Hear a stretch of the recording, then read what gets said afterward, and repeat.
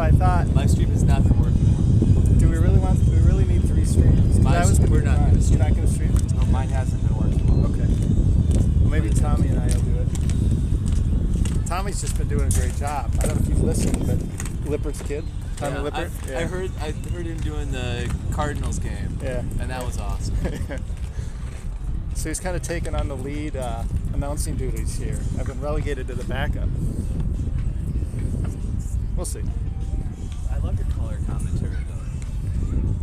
Well, yeah, he and I are just on slightly different wavelengths, you know? I get As it. I would hope. He's 12 years old, right?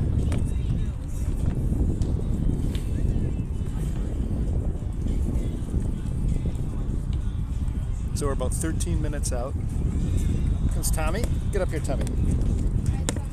Do you usually stand on one of these things, or do you? Yeah, I usually. Why do you stand on this one? It's a little bit more stable. But I got smaller feet. I know you do, but I don't want you falling. I don't want you falling. You're Yeah, more but I'd have valuable. to answer to your dad. Okay, fair. Touche. So how are we feeling about the game today? Not really sure. Gaddy is pitching, if I'm correct, right? I believe so. I believe it's going to be Gaddy. Second start of the tournament. Yeah. What meeting is this between the Grays and the Mammoth? What's Like, that? is this like the 5th meeting this year between the Grays and the Mammoth? I think it's the 4th, because we played in the regular season, right? Yeah. And then Federal League playoffs, And then Minnesota, yeah. and we won in the regular season, and then lost in the Federal League playoffs and then the state tournament. So they got our number. Yeah. Should be a very exciting game.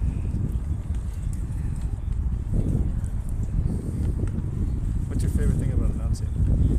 Announcing, it's probably just bringing the hype, the excitement. I get that. Yeah, and with no announcer, it's very hard to watch a baseball game. It's hard to follow what's going on, right? Yes. And there's nothing on the screen telling you the score of the inning. Yeah. Plus, we know something about the players, so we can share that with people back home. Some of the parents who might not know the players like we do. Yeah. And we know everybody on the Grays. Yeah, that's true. Awesome.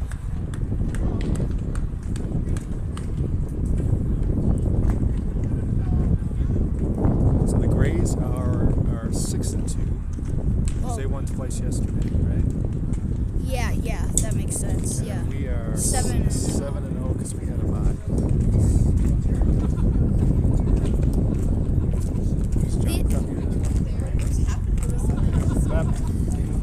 These teams are very evenly matched. They're hair to hair on every spectrum. I think that's true. We had their number early, right? Early on, and I think we're 4-2. We're talking to Casey. I think we're 4-2 lifetime, but they've won 2 of the past 3. So. Yeah, let's see who gets the last laugh here. Right. This is the only one that matters today.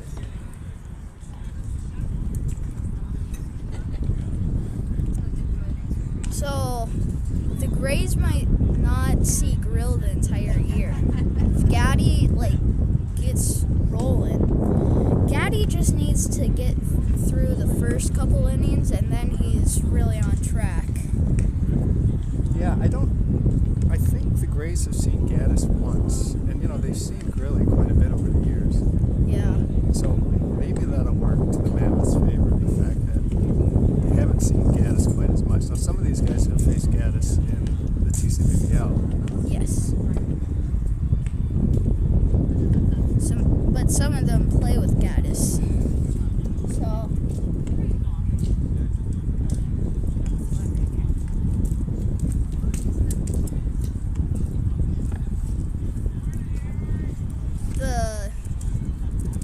Also, both teams did not come with one of their best hitters. We didn't come with Cork, and they didn't come with Jack, right? That's a really good point. Yeah.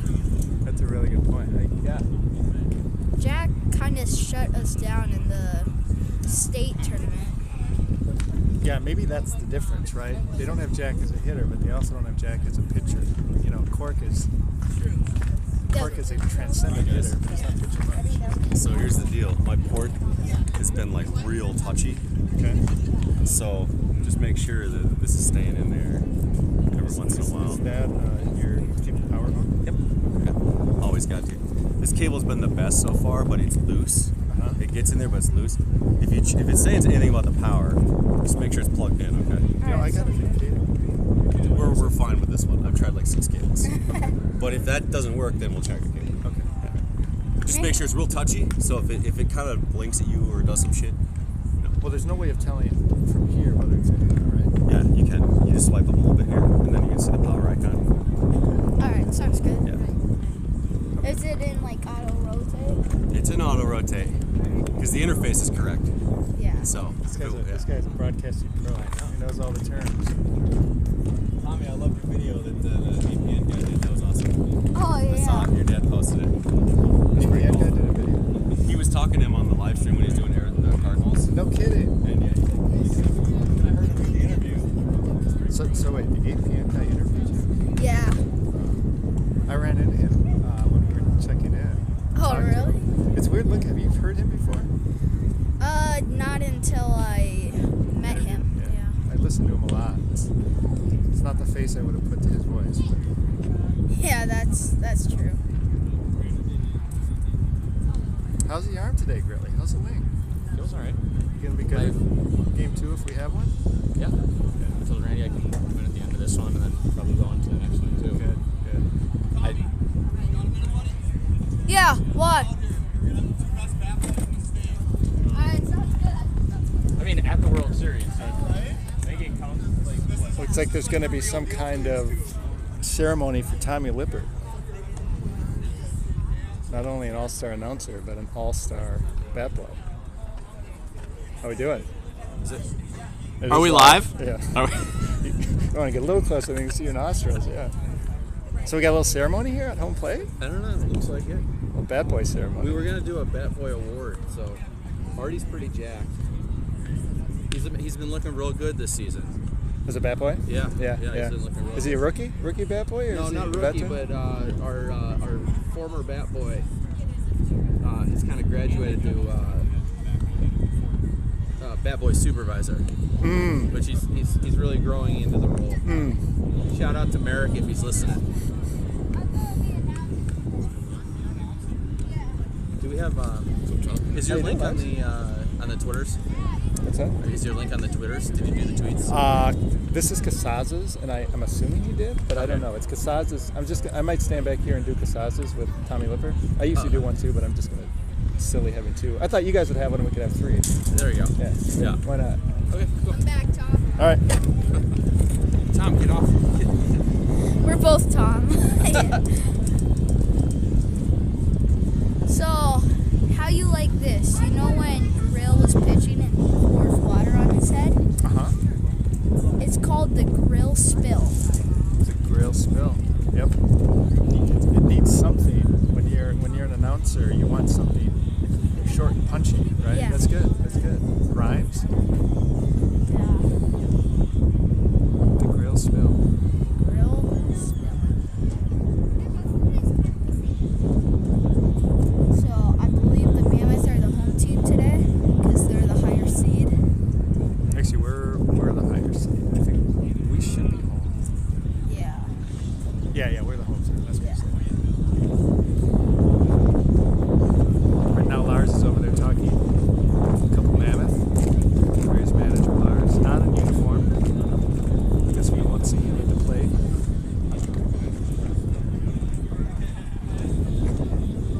Sometimes I don't like players standing right behind home plate, which is why when I do a stream, I usually don't. But they know me, and I think they realize I pose no threat, so I think they'll let me stand back here and share the mic with Tommy Lippert.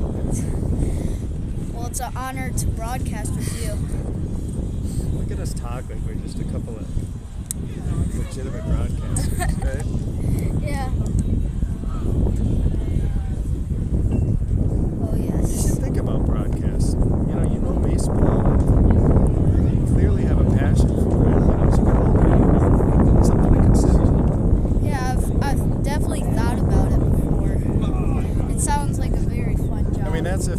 That's after you're done with your major league career. 'Cause you got to do that first. Do the Greg Olson, Tom Brady sort of thing. Yeah, John Smoltz. Did you see after Adam Wainwright, just 5 days after he retired, he started broadcasting playoff games? Yep, there's definitely a path there, right? From ex-pro to broadcaster, and it's a very short path.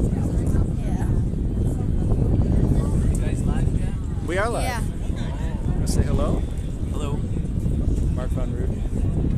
Red hot. I saw you barrel. We watched the last 2-3 innings yesterday. Yeah. You hit the ball to left well. Thank That you. guy was bringing it. He was throwing hard. Yeah. I've been seeing the ball well this tournament, which is good because I did not see the ball well at all year. Yeah. So I saved them all up for Yeah. now. So here we are. But be nice to me in the street. I'll Always. try to. It's Mark Von Ruden. Long time TCMABL grade. Excellent center fielder. And a doubles machine back in the day. So who do you think's had the best tournament for the Mammoth? Who do you think? Cesaz has had a really good one. Tony secretly, I think, has been pretty good. Zielinski has not been bad. Yeah, he's been both sides of the ball, right? Yes. Putting Smolk at third was a very big pickup. I came up with that idea too. To put who in there? Smolk. Yeah, That he's got a. Nate Jackson has also been batting very well. I think I would say offensively, he's something literally like 11 for 14. And 5 he bucks. has long at bats and he still can hit for power. Yeah, I talked to him yesterday and he said he's kind of surrendered. He used to be kind of a turn and burn guy and he's really surrendered some of that. He goes straight to the ball and he's trying to take the ball to right field and he's done that all tournament. Just shooting the ball to the right side. It's been great. Both managers go up to the plate on their respective side dugouts. We have 3 umpires for today's game, so can really spread out. Wow, I didn't know. You're right. That's a good spot. I didn't see that. We've had 2. Yeah. So It's if the semis. It's 3. So if there's a play on first and at third at the same time, Not really sure how that would work out, but you never know, I guess. Your dad's had a good tournament. My dad he struck out twice yesterday. You don't see that too often though. He also had a hit in the first inning against the best pitcher we've seen. Yes. Nice sharp single up the middle.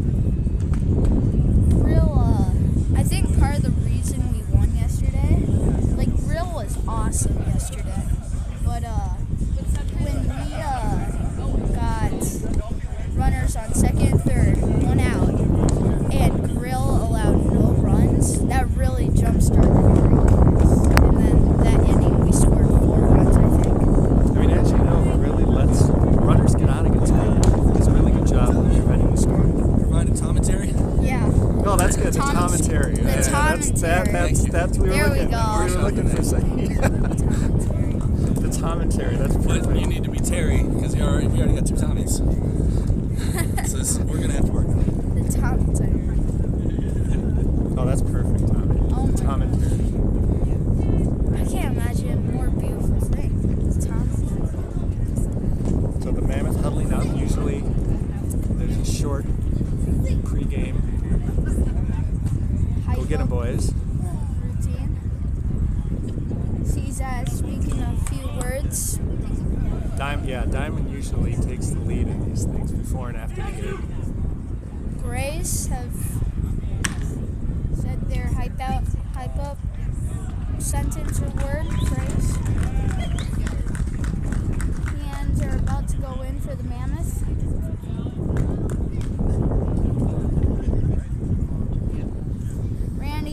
walking back. Probably means Mammoth on 3.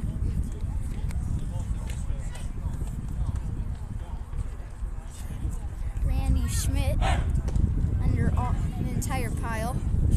Ducked his head. And they run out there. Your starting lineup for your Minnesota Mammoths. At first base, number 14, Nate Stark. At second base, number 22, Mike Lippert. At shortstop, number 7, Matt Grill. At third base, number 23, Jeff Klavitz. At catcher, number 13, Tony Nault. At right field, number 99, Ryan Bushman.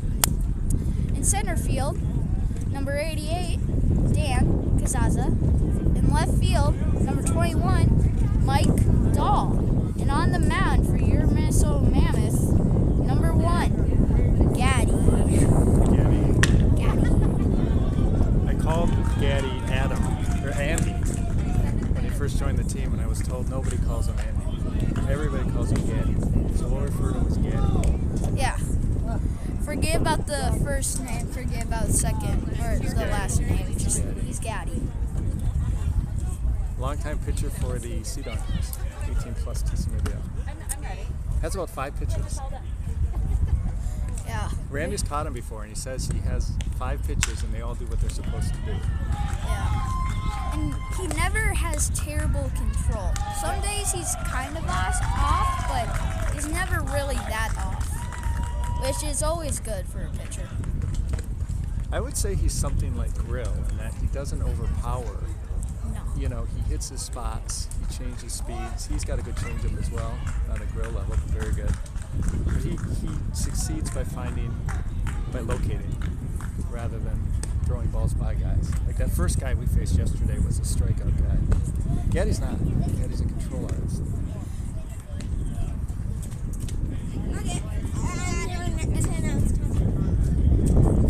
Are you bat boy? No.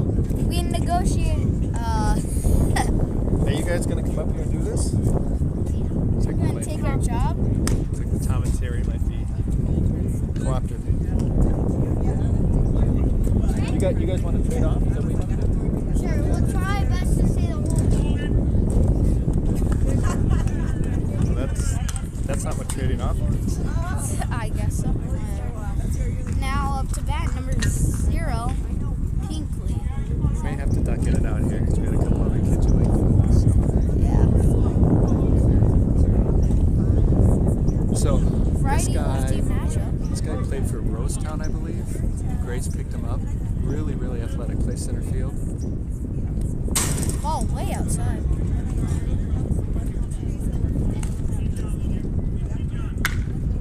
I don't know if you can tell from the stream, but this guy is built like a baseball player. High-waisted, really fast. Kind of their Kasaza, I would say. The kick and the pitch. Ball taken up high. And a bit outside.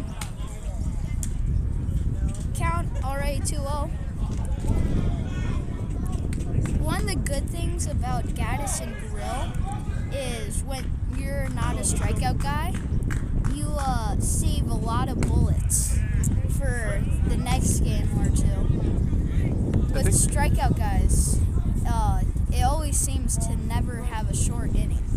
I agree, and strikeout guys go. I think there's more max effort with their pitches than there is with these two. So I think you're right.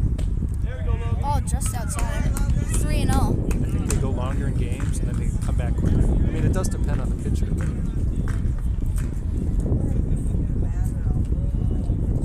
Try and come back in this count. The kick and the pitch. Ooh. Ball or strike. Lower half of the zone. Curveball caught the edge. Yeah, Gaddy pitched game 2 of the tournament, so he hasn't pitched since. It should be 7 innings, 2 runs. Yep. Good outing. The pitch. Ball taken outside. Walked the leadoff guy. This guy's a threat to steal. Yeah. Tony's got a great arm behind home plate, though, right? We were talking Yes. about that back home. He was a very big pickup now that Lip can play second and Jeff Klavitz can also play in field. So How good was Klavitz yesterday at third base? He was almost as good as Smolik. To give a Smolik went to short a couple times, which really helped it out as well to have a complete infield and the throw. And talking about his arm, already threw a guy out. Oh my goodness. He threw him out. I mean, he was out by a couple of feet. Yeah. And that wasn't a terrible jump by the runner at all. No. I mean, Tony, there's good arms at 35 plus, and then there's elite arms. His is an elite arm. He snaps the ball to the base. And saying that he's a lefty catcher, that gives him a disadvantage, and he was still out by multiple steps. Yeah, you don't see that lefty catcher very often, do you? Certainly not in the major leagues. No. Saying that Dan Kazaza can catch, 3 out of our 4 catchers are lefty. Jeff Klavitz, Tony Knoll, Dan Kazaza. Around the horn, struck him out. Now up to bat, number 88. Righty-righty matchup. Gaddis has the edge here. This is Alex Gonzalez. I would describe him as a twitchy athlete. Very well built. He's got kind of a Gary Sheffield wag to his bat up there.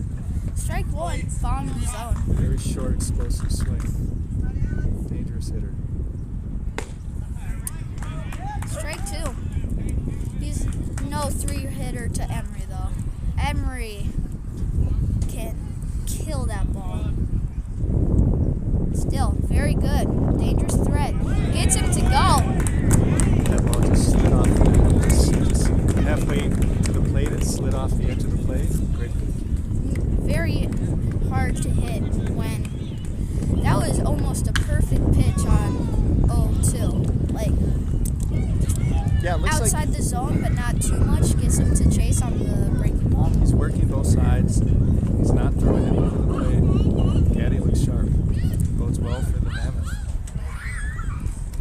So who do we have for them? Is that? Is that Mark Von Ruten out there? Not sure. Number 5, it looks like. I think it is. I can't tell. The eyes are so. Yeah, that is Mark Von Von Ruten. Yeah. Behind the plate, Matt Carter. Very long-time friend with most of the Mammoths. Used to play with the Lumberjacks. I will say that I have a lot of respect for Matt Carter behind the plate, especially when he's playing against us, because he knows the Mammoth hitters so well from playing. He's umped a lot of years, so we see most of these guys bat, dozens of times. He's played with them, he's played against them. I think he calls a really good game against us. In the Tech Mabel 18 plus, he's one of the most respected umps. He is the gold standard for umpiring in the TCMABL. I did the umpire evaluations for a lot of years for the TCMABL. Managers would basically rate the umpires after every game, and nobody approached Carter. He's universally respected and admired as an umpire. I mean, I think he doesn't take a lot of talk back, and I think occasionally managers get a little frustrated, but he is great back there. I think he's a good catcher. Yeah, all-around good person. Now up to bat, the lefty slugger can also hit from contact. Number 88, Dan Kazaza. So I would describe Mark Von Ruten as a. What? We're switching off. All right, we'll let you guys. We'll come back for the top. Okay, you guys want to do every half inning? Should we do that? We're gonna step out and let the kids hop in here. We'll be back.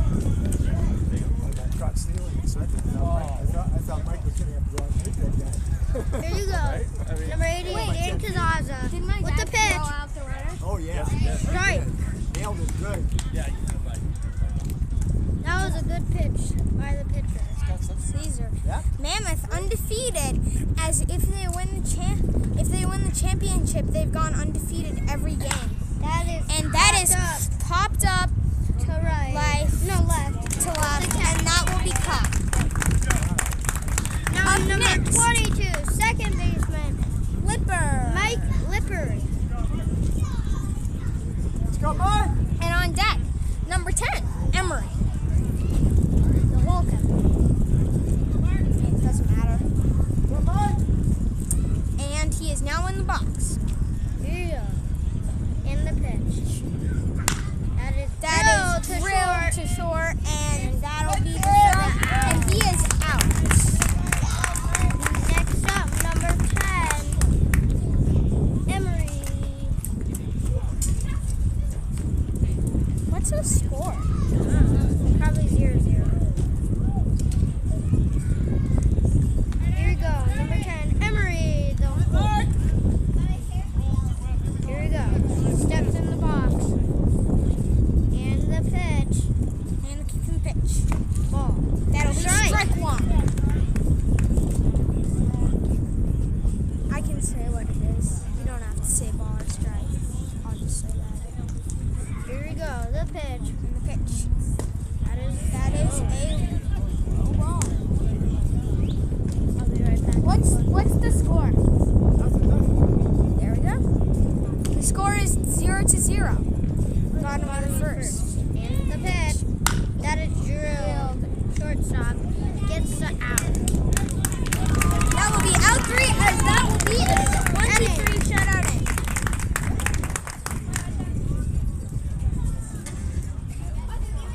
I'm going to this. Okay. We trade off every half an inning.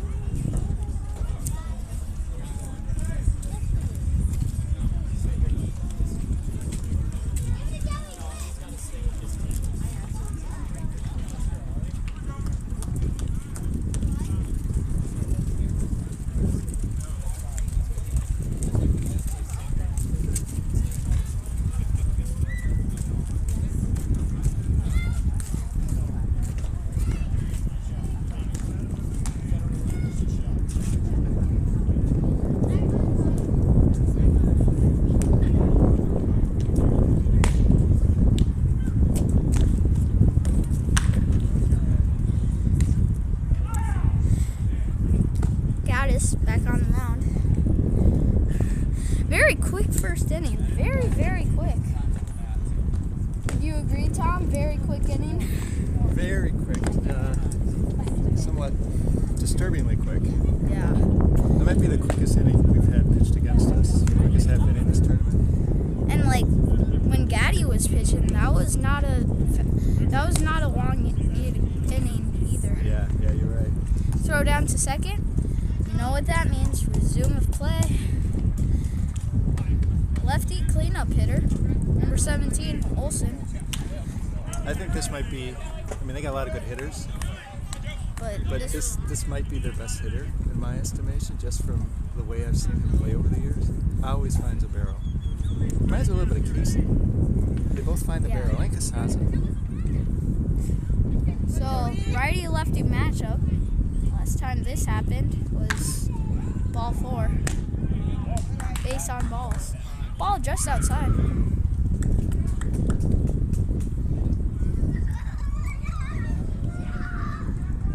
Top of the second, no score. Ball just inside. 2-0. Trying to treat the lefty hitter like he did as the leadoff guy last inning. Yeah, went outside, went inside. Very found a lot of the players. Barrel. You can kind of just tell how much it was barreled just by the curve, and that Yeah, that sliced. had a that lot. major league tail to left, right? Up the bat of the right-hander. Another lefty up to bat. You see a lot of handle humpback liners into the bat. That was a barrel line drive. Number 32, Larson. I believe it's Nick Larson, and I believe he won the Federal League batting title this year. Dribbler Should to be 2. second. Oh, bobbles it, kicks it, boots it. That's an E4. Good double play ball. Just popped right off his mitt. I'd say the Mammoth have turned, maybe 8 double plays this tournament. They've been really, really good defensively. That was an uncharacteristic error. Yeah, by the that was Mammoth an infield. exception there. Michael Crane. Wearing number 3, righty-righty matchup. He's another dynamic bat for the Grays. Got good speed, extra base power. Gaddis has pitched very differently from lefty to righty. To lefties, he kind of works around them. To righties, he kind of attacks them. Yeah, early in the count is definitely, he's not challenging the hitters. He's working the corners, working inside, working outside. Last batter, he went 2-0 and he had to come in with a fastball. I'm sorry, the first hitter. There's another ball over the plate. That one skied to center field. Oh, the challenge Trying at to the tag, Saza. and he will be. Oh, gets past Jeff Klavitz. It would have been a very close play at third. Probably had him out by a step or two. Just gets past him. Hard tag to make on a bouncing ball like that, though. We've got one bleacher behind us, and I would say it's half Mammoth fans, half Grays fans. Yeah. And having watched some youth baseball, I know when you're intermingled with parents from the other team, sometimes the cheering can get competitive. So keep an eye on that.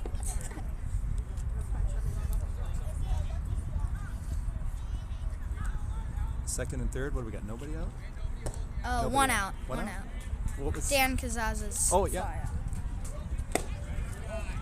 Ball just outside. Mark Number Von 5, pitching in today's game. I talked to Mark earlier. Mark's a good friend of Casey Johnson, and I know Mark as well. And Mark says he's really hitting the ball well this tournament. He said he struggled all season, but he's been finding barrels all tournament. So this is going to be a important at bat. Ooh. Strike. Just on the black. Good pitch. Von Ruden didn't like that one. I think I agree with him. That one felt like maybe it caught the black. Yeah. I think I have to agree on that one also. But it's the ump's call and the pitch. Ball just outside. 2-1 is the count. 1 out. Runners on second and third. Tried the same spot. A little bit further out that time. Easier call for the umpire. Umpiring's been pretty good this tournament, right? Yeah, I can agree with that. It's better than the Federal League or the Tech Mabel. Yes. Way better. It usually is down here. We rarely have issues with umpires. It's the exception. Whereas I'd say in the Msbl, it's more of the rule that you have umpires with different degrees of issues. With umpires at this level, you're just trying to get a consistent strike zone. That is absolutely right. You can live with a loose zone, but you want it to be consistently loose. What you can't live with is a loose zone that is inconsistent, because then as a batter, you feel like you have to swing at everything, especially with 2 strikes. Yeah. It's a very hard position to be That's when you in. hit. And that's a pop-up. That will be a blooper into left field. Just over the shortstop Matt Grill's head. Nothing either Mike Dahl or Matt Grill could do there. Runners on first and third. 1 out. 1 run scores on the play. Top of the second inning. So I think what we're seeing is when Gaddy gets behind, he needs to come over with a pitch, and these Grays hitters aren't having too much of a problem turning that pitch around. So I think what we'd like to see from Gaddy going forward is getting ahead in the count, because then his stuff will work better. Then he can get batters to chase. But when you get ahead in the count, you can look for that once pitch. There's getting ahead. There we go. Gaddis is already ahead in the count. Just what the doctor ordered. What I mean by doctor, I mean Dr. Tom Genrick. The pitch, runner goes, throws it down to second. He's safe. Oh, dropped the ball. He was out by multiple steps. just showcasing that cannon behind the plate. I actually think that was an instance where Tony, as a left-handed catcher, hurt him a little bit because it looked like he had to hesitate just a little bit to let the batter Wayrock get out of the way. Yeah. And that may have made the difference down there at second. Very close play. It's Mike Wayrock. They call him the Rock. Just needs Johnson as his last name. Strike. Right down Broadway.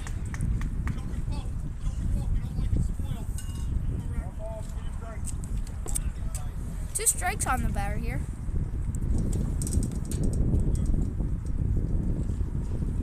The kick and the pitch.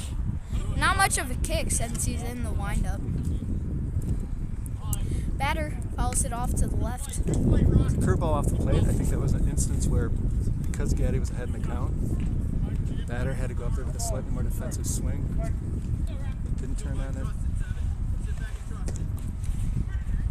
From the windup, pitcher accepts the pitch offering. The pitch. Strike right down the middle, and that will be a fly out. Dan Kazaza has a cannon. He'll just give it to Matt Grill. That scores another run, but now on the play. So 2-0 Grays. I think Dan probably noticed the runner at third was Gonzalez and realized he was not going to throw him out at second, so he just went to the cutoff, kept the man. Wasn't going to throw the guy out and take him from third, so he kept the man at second by hitting his cut. I think that's a Gonzalez is fast, right? very. Guys. I think that was a good idea. Smart play by Dan Kazaza there. Not making the runner from second go to third. Not letting him anyway. From the windup, the pitch. Ooh, strike barely outside. Probably a bit high too. Tony's dealing with a knee issue, and there you saw him kind of flexing that knee. He came down here and early in the tournament he told Randy he could just catch everything, and then by the fifth game he started developing some. Dribbler to Jeff Klavitz to third base. Barehands it, and he will be out at first, although the bobble. So, Grace scored 2 at the top of the first inning. Or second, excuse me. Klavitz has got a great arm, right? Klavitz is a new addition to the Mammoth for this tournament. Lefty infielder. I played with his dad, Klavitz.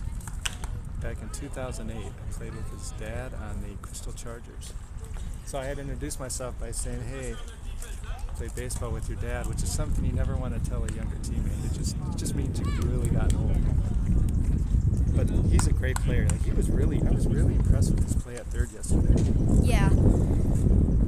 So, Klavitz is just a little bit, like, can throw with both arms. Like, when he's in the infield, he throws with his right arm. But when he catches or does anything else, he does it with his left arm. Does he? Wait a minute. Is that true?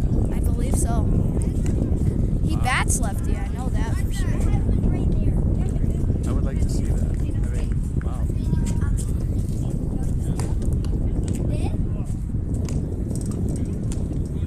Yeah, the 2 new additions to the roster this year have been Klavitz and Knott, right? Tony Knott? Yeah. We're still trying to figure out how to say his last name, but Yeah. we'll get there. I think it's Knott, but I'm not sure. It might be Nault. Nault. That's what it is. You're right. It's Nault. N-A-U-L-T. So we're in the bottom of the second. Gray's up 2-0. Due up is Casey Johnson, Nate Stark, Nate Jackson. So these two are very good friends on Twitter. Let's see if there's any kind of exchange between the two of them or if it's all business. I don't see Casey looking out there. Sometimes you give the guy a wink, a tip of the cap. Against a team like this, though, you know everybody. So if you do that, it's going to look like you're having an epileptic fit. You're going to be winking so much because you know everybody out here. Yeah.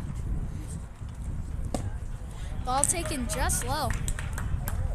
Casey came down here, we were not really knowing what to expect from him since he got hurt in the foot back in the Twin Cities, turning an awesome double play. He's been about the hitter that he was before. Pitch, dribbler to third, field cleanly, back to first base. That's out number 1. Now up to bat, rotating at first base, number 14, Nate Stark. I've mentioned before on the streams that I've done, I throw batting practice to all these guys. Nate is the easiest batter to throw batting practice to because you can put the pitch anywhere and he will find it with his barrel. Some of the batters, you got to kind of hit certain spots. Because you know, when you're throwing batting practice, you want to throw it where they're going to hit it. Yes. Ideas to build up confidence. With Nate, you can just throw it anywhere. Yeah. Which makes you feel good. You feel like you're doing a really good job as a batting practice pitcher. He's an all-field hitter. He is. Showcased it there, and that might drop, but it drops foul. There's a phrase that Major League broadcasters use, professional hitter. They talked about Michael Brantley in the ALCS as a professional hitter, and I think of Nate Stark as a professional hitter. He's very quiet up there. He's also one of the nicest guys you'll ever meet. 100%. I mean, you'd have to say that about a lot of the guys on this roster. I also think I'd say the same thing about the guys on the Grays roster. The Grays are loaded with really good dudes. It's always good, too, I think it's one reason why these teams respect and enjoy each other. it's like a happy rivalry. Yes, I think that's a great way of putting it. Like, it gets intense during the game, but before and after, it's like, it's cool. Yeah, I think you're right. I mean, this isn't a nasty rivalry. This isn't a bitter rivalry. I think you put it perfectly. It's been a rivalry for like 3 years, so not much history. Like MLB. Oh, Nate Stark won second. He'll try to get there, and he will be out. The ump throws the punch. Nate Stark tried to go to second. Just got out trying to do so. Excellent relay by Dan Skog. The left fielder was laid out, kind of flipped the ball to Dan Skog, who was running out there.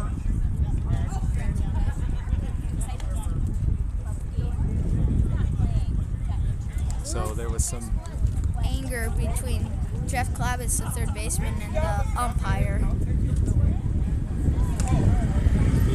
Yeah, I think there was some disagreement there as to whether he was out. Home plate umpires making it clear that we're not going to have that kind of game. So I've been saying this the whole tournament, but I'm not sure what's hotter, the weather or Nate Jackson's hitting.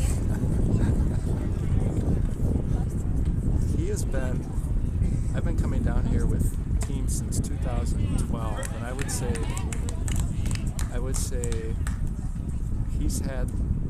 I've never seen a guy get more hits than he has. Oh yeah, for sure. Ball taken low, 1-1 count. I mean, he's reaching base. It's not even walks. Or It's 2-1 just count. hits up the middle and to the right side. Let's see if he just continues that way here. Righty-righty matchup. The pitch fouled off to the right. Nate's another guy I've thrown batting practice to. And the first time Which I threw Nate? yeah, right. Nate Jackson. The first time I threw to him, I told him how impressed I was by his hands. Very, very short, very quick hands. Maybe we should change your names to Nate, and we'll just turn into good hitters. I wish it was that. If it was that simple, I would seriously consider legally changing my name. I'd change it to Nate. I'd just go first name, Nate. last name, Nate. Maybe middle name, Nate too. Maybe right? you'll get into the MLB with that name. And the pitch. Ooh. Strike or ball up high. Full count now.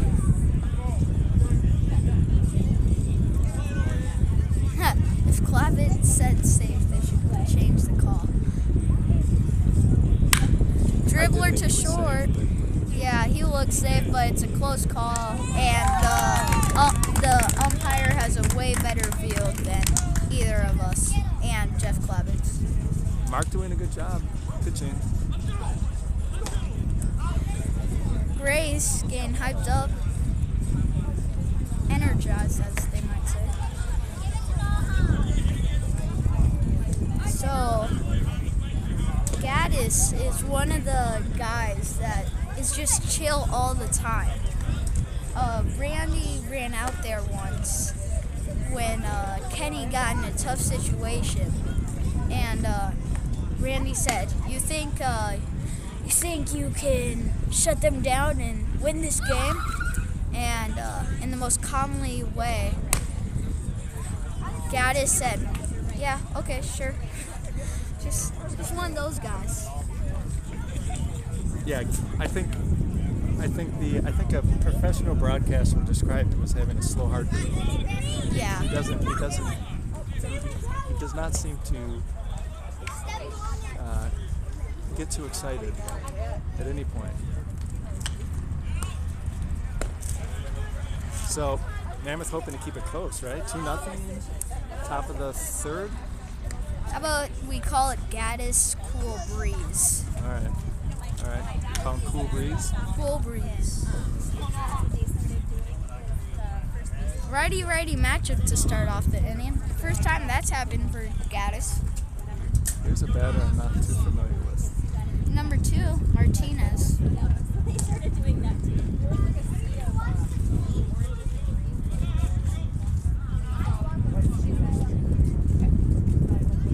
The kick and the pitch. Good pitch. Strike right on the black. I think Gaddy needs to get ahead of these hitters. I don't think we want to. And hitters are not in a full attack mode. They're on the first pitch. Hitters are just looking for one spot, and if you can, looking at the hitter, usually you can just figure out where the hitter wants the ball and how he wants it. Last time, number 0 was up, walked, got caught stealing. Righty-lefty matchup. How remarkable is it that a couple of Federal League teams are in the semifinals? Think about that. How good is Minnesota baseball? Exactly. And this is a national tournament. I think there were probably maybe 20, They beat 21 teams. the Grays beat the Puerto Rican team, Long Island. Long Island Twins. Yeah. Very good team, too. very good team. Yes. I was Beat telling the them in guys, 10. the teams that we worry about when we come down here, I worry about anywhere, are the Seattle teams and the Long Island teams. And we had Seattle and the Grays had Long Island, and we both won. Seattle team we played yesterday was good. Really good pitcher, really deep roster. Pitcher was smart with his pickoff moves. He saw who was fast. He thought Mike Lippert wasn't fast. That didn't turn out well for him. Chopper right side. Nate takes it unassisted, 1 out. But he did a pickup move on Dan Cazazzo like Yeah. every pitch or two. He slowed Dan down. You know, he was just lobbing it over there, but it was effective. Yes. Back to, let's see, who is this? Or this Dan is Skog. 2 outs now, right? 2 outs, you're right, 2 Two outs, outs, yeah. See if Gaddy settles in here a little bit. And the pitch. Ooh, ball just outside. And a little low. So this is where they've been doing their damage, these 2-0 counts. Yes. Not where Gaddis wants to be. Especially with righty up to bat. This is where you attack. Now 3-0. I think you have the green light here. Yeah, Dan Skog is definitely one of their better hitters. Excellent defensive shortstop. Green light for the hitter. The pitch. Fastball right down Main Right Street. over McGrill's head. he's Oh, going he to. wants to. Nope, he says no, I don't want to. Good call, Tommy. I would not have anticipated him swinging 3-0, but he did. Got the hit. Shows how much trust they have in him as a hitter. Now up to bat, number 88, Gonzalez. Gaddis gets back on the mound. I would describe Alex as an intense player. Very emotional, fiery. Excellent pitcher. Throws You hard. always want one of those players on that team. Yeah, I would say he's like Casaz is for us, right? Yes, I would say that. Diamond Dan is a spark plug. I've called him a lot of things over the years. Fouled it off right over the Grays dugout. Alex grunting with exertion on that swing. I believe Alex had 4 hits yesterday. I think they tweeted that out against, again, a really good Long Island team. I don't know if it's a Cape Cod influence, but those teams out of that part of the country, very good. And then Seattle, I know they've got a huge Msbl footprint up there, so I think they have a big league to draw from. So I think that's where that talent comes from.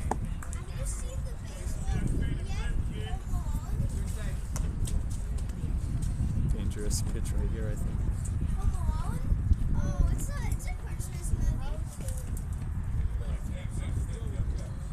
From the windup, the pitch. Runner's asleep right now. Probably trying to make Gaddis off guard and try and steal. I wonder if that throw in the first inning is going to slow them down on the bases, because he threw out a really fast runner.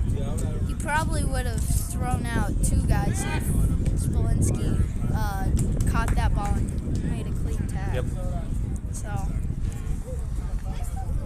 Yeah, that's a good point. They did run again after Tony threw the first batter out, so they're not going to abandon the running game. I don't know how fast Dan Skog is.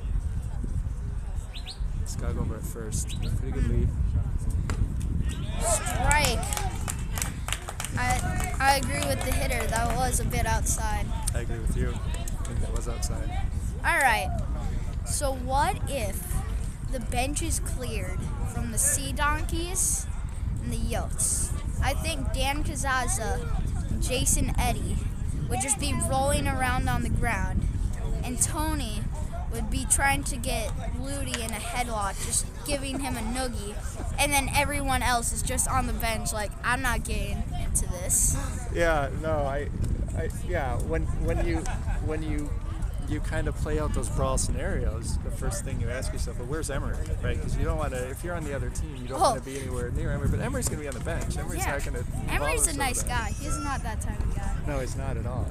But after a while, Emery would just get sick of it and just like grab them by the. Well, I'm not sure if Emery could really boss Jason Eddy, but he could boss Cesaz around. Yeah, Cesaz will be out there. Diamond's a little bit like A.J. Przinsky. Do you remember A.J. Przinsky? Is that? I believe so. Yeah, he was a pitcher. No, he was a catcher for the Twins. Oh, yeah. Here he comes, man. How's it going, guys? Still Good. plugged in? Good. I think so. Okay. All right. Yeah, I think he's like A.J. Przinsky in that. I think if you're on his team, you enjoy him. But if you're not on his team, sometimes you don't necessarily enjoy Dan. 'Cause Dan's not afraid to He's nice. chirp, I think is the word I would use. He really gets into it. Let's say that during the game. Yes. But out of the game, these teams are very nice. Like pre-game, they were like laughing together. I think you see that with older teams. I think Yes. there's a maturity level, and you don't get the ultra competitive hotheads you get in 18 plus, even 25 plus.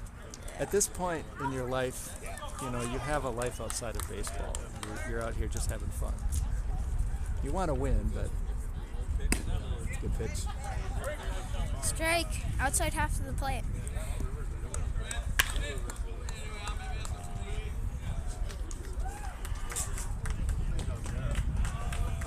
So Jeff Glavitz, the lefty, up to bat. Strike right on the inside black. Yeah, that started middle in and broke in, but caught enough of the inner corner. Great pitch for a lefty to turn on. Dan Gazaza would love that one. A lot of pop-ups, a lot of fly balls so far from Mammoth. Out. Staying under it again and again. Now up to bat, Dan Smolik. I would say Mark is in control of his curveball today. Yes. Spotting that. That one seemed to catch a good chunk of the plate. I think Clapp would like that swing bat.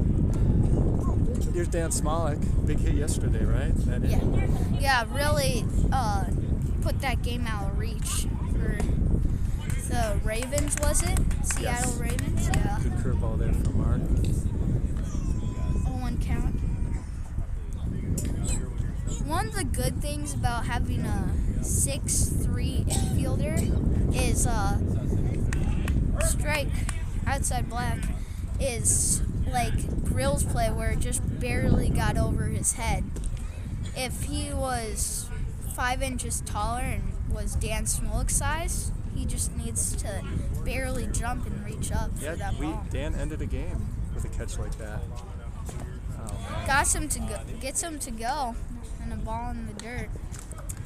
I feel like I don't think that second pitch was a strike, but once he got up 0-2, I like that pitch call from Matt Carter, and that's what I was talking about when he started. I think every time he catches against us, at least, I feel like he does a really good job back there controlling the game with his pitch calling. I mean, he just buried a pitch in the dirt in the right spot. 2 outs.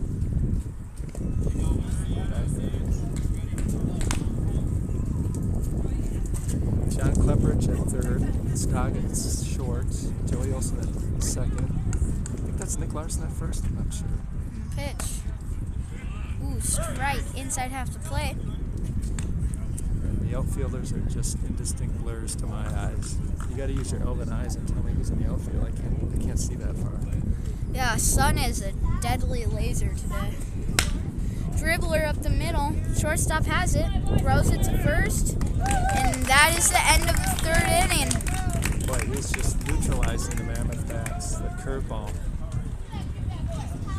Nate Stark has 1 hit, but got out trying to go to second. Tony Nault will lead off next inning. Then I believe it will be the top of the order. So the winner of this game will go on and play the team playing behind us right now. The winner of that game. 2 very good teams, I think. The venue will move to the Tempe Diablo Stadium. So hopefully we'll be broadcasting that game, right? The championship. Yes. Hopefully. Hopefully. I think we would still, even if the Mammoth lost. There's a possibility. Possibility. I mean, we'd have to. When are you guys flying out? Sunday night. Sunday night. So you're here. Well, tonight you're flying out then. Yeah. Yeah. What flight? Or, no, today's Saturday. Today's Saturday. You lose track of. Yeah, it's crazy how that works. The whole space-time continuum just disappears when you're down here. Yeah. But, you know what? Right now, it's not about the week. It's about the game. Casey's coming over. Let's see if he stops. Oh, maybe. So what is it? Is it just locating that curve there? I mean, you just can't seem to square that curve ball. It's about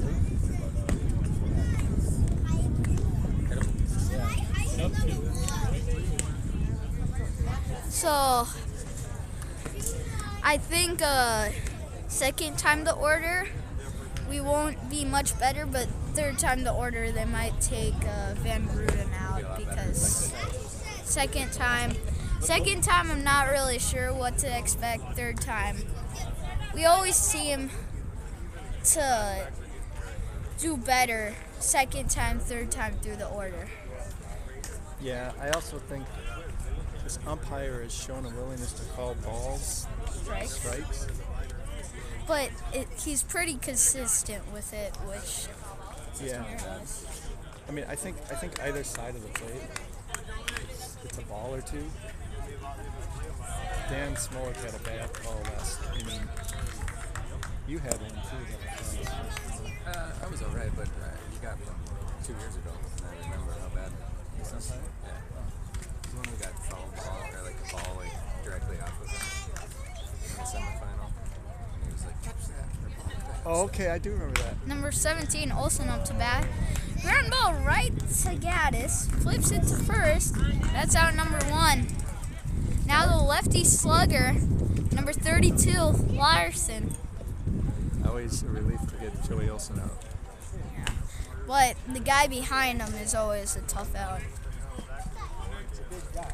Federal League batting champion has his bat flat over his shoulders. One thing I do notice is a little bit unconventional placement of the bat. Nice pitch. He's got the back elbow up, and instead of that barrel being over his shoulder, it's kind of cutting his upper arm in half, resting up against that bicep a little bit unusual. There you But go. it All works right. for him. I Yeah, think it allows him to get on batting plane. champion. I think it allows him to get on plane with his swing. Yeah. If it gets you on base, that's Right. how Moneyball did it. Right? Most wins ever. Everyone's different with their mechanics. Yes. Score is 2-0. We are in the, what are we, the top of the third? Fourth. Fourth. 1 out. Gray's up 2. Yeah, all right. That's it. Strike. Bottom half of the zone. Nick Batter Larson did not like disagrees. Yeah. Batters will adapt to the bigger zone. I think that's how it's going to work. And the pitch, Oh, nice. oh, that. Good spot. just a nice dropping breaking ball. Not much horizontal movement, but really dropped. Good one to try to make the batter go and chase. 2 strikes. The kick and the pitch. Fouled straight backwards. Stays alive. That's 50 cents for another kid. I'm not sure Brandon's gainer. Nope. She said you. 2 Grays kids. Going to play. Oh, that was hit one Grays kids. Awesome. Artillery shell lobbed our way from the other field. These fields are back to back, so you get a lot of foul balls. The pitch. Nice pitch. Ball just low. Good take.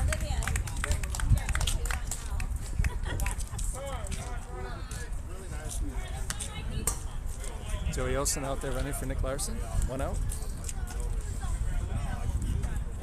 Probably pitching a bunch of balls low in the zone, trying to get the double play ball here.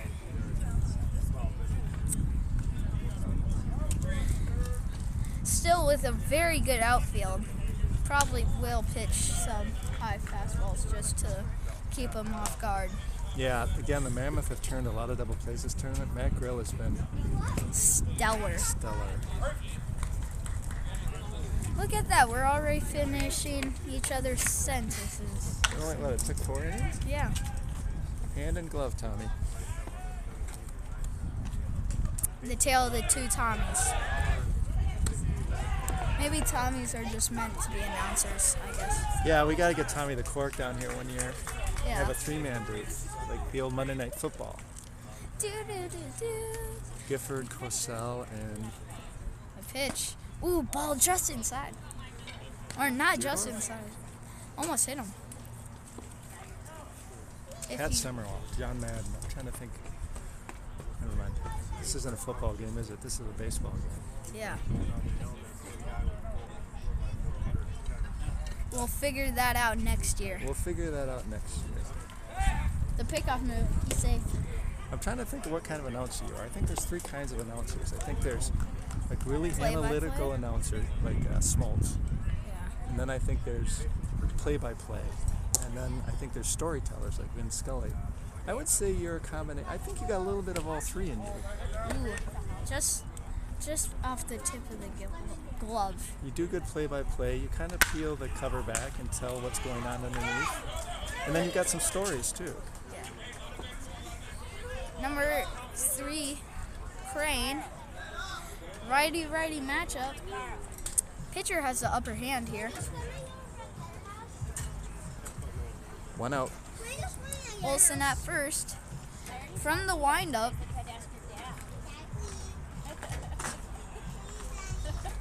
So Gaddis in the windup has a very quick leg kick. He still gets it up high. Runner going. Oh, he's out by mine. Oh no, high throw. Yeah, It just hung up there. It did. He got a good jump. I think even if the throw was there, I think the ball squirted away from Lip, but I think that was a function of Lip just trying to get that tag down as quickly as possible. It was a good throw, but good jump. That was ball 4 anyway, so. Yes. One of the good things about having catchers at infield is tags, because they're used to framing where they start high or outside and then they come and grab the ball and push into the zone. Yeah. So tags are much easier, faster for catchers. Yeah, they're I think they're accustomed to receiving the ball. That's for sure. They're already starting their tag before they even catch it. Mark Von Ruden, I believe one of their hottest hitters. A lot of stickers on his helmet. I think they do the old Ohio Buckeye thing where they hand out stickers Ooh, for ball good just outside. performances. It's kind of cool.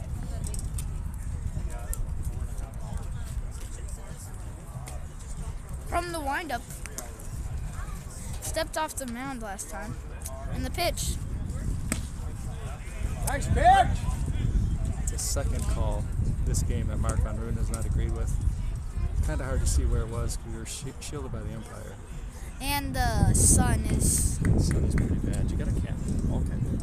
I had one, and then our bat boy took it, but he needed a shell, so. I guess there's 3 Tommies today, because my shell says Tommy on it. I thought maybe you didn't want to mess your hair up, with the hat. Yeah. Yeah. Gotta look good for the ladies down here.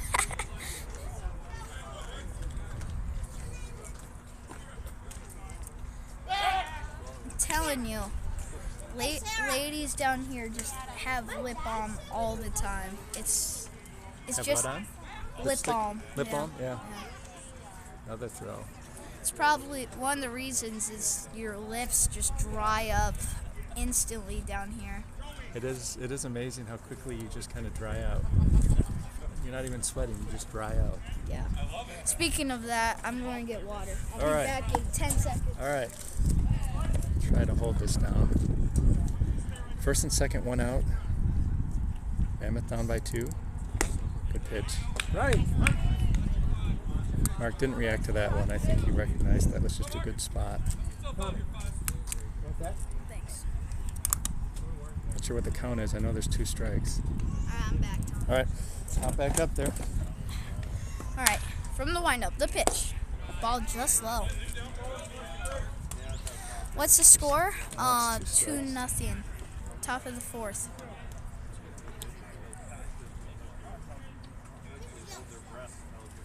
Umpire confused about the count. Thank you. I believe it's 2-2. I think he thought it was 3-1. Now, the strikeout pitch, most likely. The pitch. Fouled skied straight up. Called the infield fly. Good pitch. Good thing the field isn't facing the other way. That would be a nearly impossible ball to catch, just straight in the sun. How many outs? 2 outs. 2 outs. Good.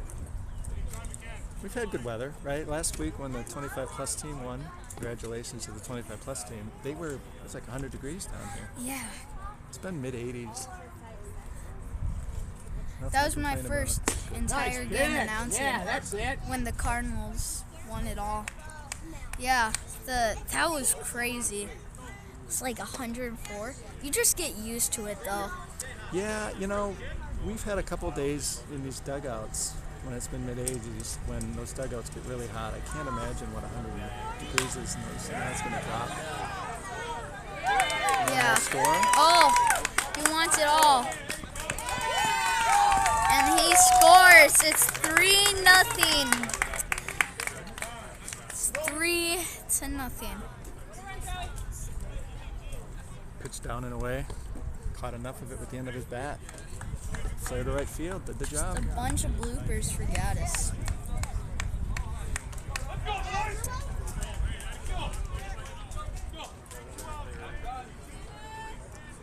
My impression of Gaddy so far is that I don't know that he's got a put-out pitch. I don't know that he's got a strikeout pitch. I think He's trying to. He's a ground ball pitcher, Yes. and there are just not many ground balls in today's game, which just means bloopers. definitely, yeah, I think he's going to have to hit his spots. He has been hitting his spots. That's a good pitch right there. He's getting weak contact, just perfect launch angle. So But he's getting the 2 strikes, and then at that point, he can't necessarily throw the pitch by the batter. He's got to hit a spot, which is fine. I mean, there aren't a lot of pitchers who can throw pitches by batters, but I cut a lot of the plate. Got away skied with straight up. Tony Nault Oh, wants nice that. catch. Makes a great catch to end the inning. Tony Gray went a long Strand way. too on the base pass. A bad knee. Good inning, McGaddy. They're going to hit the ball. So going back to, it was very hot in Arizona a week ago. So Jeff Klavitz caught most of the games, and one game he just was out of it. It was his 3rd game catching in a row in 100 degrees. So every half inning, he said, "You know what? Don't make me bat. I'm just gonna nap when we're not playing the field." So he just napped half the game, which is just funny. Yeah, I mean, Jeff's 35 years old, and he looks younger than 35, but Yes. 35 is 35.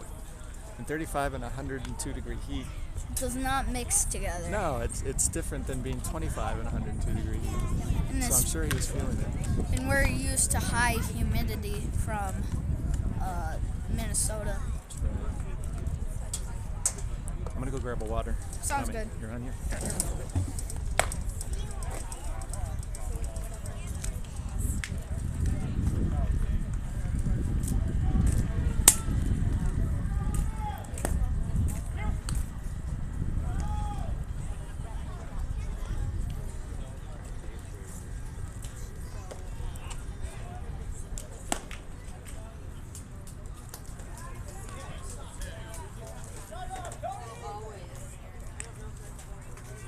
Now up to bat, number 13, Tony Nault. Right-handed batter, playing catcher in today's game. One of the things about Tony is he's a gamer. He always wants to play. He wasn't very happy 2 days ago when he got the day off from catching, but that game didn't matter, so he didn't mind too much. The lefty-righty matchup, pitch outside half the plate, and Genrich is back.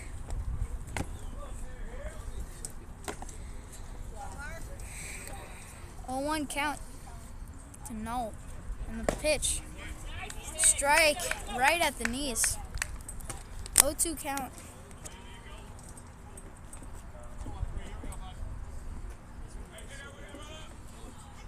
Tony swung the bat well. He doesn't have a lot of hits to show for it, but Yeah. He's due for a hit, and guess what? He just got a hit. Now the top of the order after the leadoff guy gets on. Now, someone that's almost, I think, the best hitter in this tournament.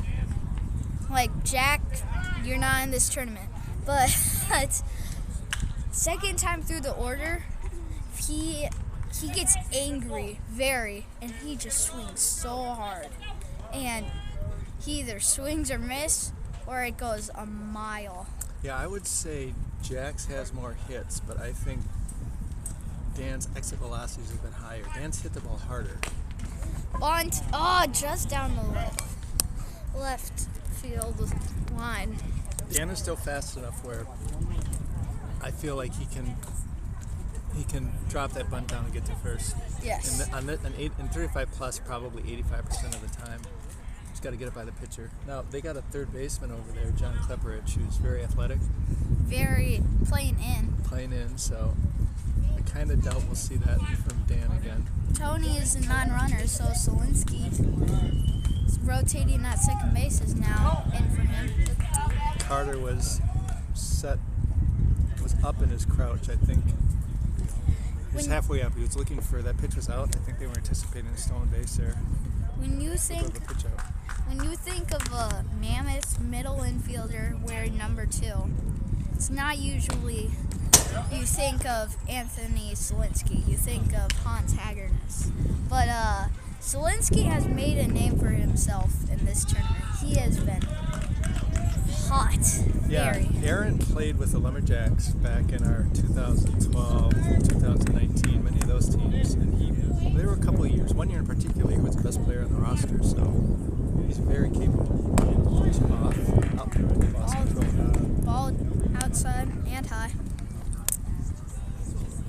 Third baseman has backed off now. If he can get on with Mike Lippert, he's secretly fast and he's a contact guy. He's also a very good bunter. I would not be surprised. Is he a good bunter? He is. He's fast. He's pretty good at bunting. I would not be surprised if Dan gets on. He puts down a bunt. Second time through Full the count. order, Mark got a lot of guys swinging on that curveball that was diving into the dirt. Let's see if we make the adjustment. There it is again. Right to second Curveball base. down. That's a perfect double play ball. And it is a double play ball. Buried that curveball again, and once again, gets the ground ball.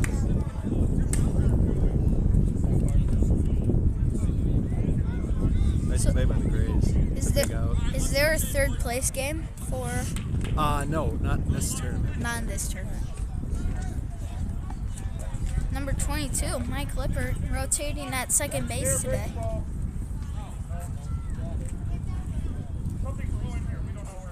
I got it. It's right here. Oh, okay. In that case, it's fine, probably. Did you see that ball land behind Dan as he was running to first? The ball came in from the other field. Yeah, Probably fell 10 feet behind Dan as he was sprinting down to first. Dan just made a quick look, seeing what it was. Did he? Yeah, ball inside. Moved his head like 2 inches, but then came back to sprint again. 2 outs, bottom of the fourth. Grays up 3-0. The kick and the pitch. Slap to right field, and that will be caught. That is the end of the 4th inning. Rays still up 3-0. Really nice job of pitching by Mark. First 4 innings. I believe. You watched the game last night, World Series? Oh yeah, I watched the entire game.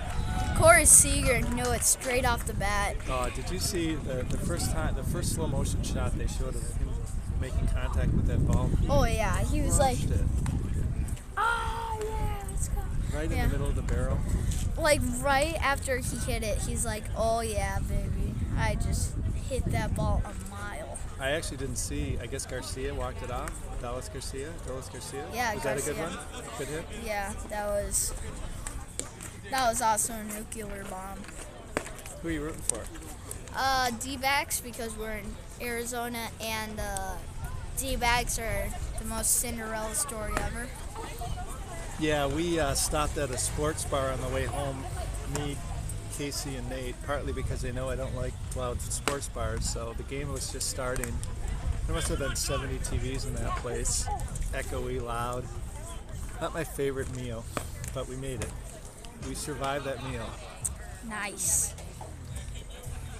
Yeah, my dad went to bed for the Corey Seager tying. Yeah, I was in bed when Garcia hit the home run. I had to rest for this. I had to rest for the debut of the commentary. So there's a couple nicknames. The Tale of the Two Tommies, Tommy Squared. I think The- commentary is Tommy that's really good. It's the best one. So we are in, what, the top of the fifth? Top five, yeah. Nate Jackson at first and Mike Lippert at second. They have been rotating. Mike Lippert has been rotating with Solinsky, and Nate Jackson has been rotating with Nate Stark. This team has 4 first basemen now with Nate, Yep, Nate, Smolik, Stark, Emery. Emery. Emery is not going to play first in this tournament. He hurt his knee or his leg on a slide home. He cleated himself. It was ugly, let's say that. Not going to get too deep into it. But that was a single in the left infield gap. Now to bat, the leadoff guy in today's game, number 0. It's an important inning for both teams here. Mammoth down 3. Can't seem to get anything started.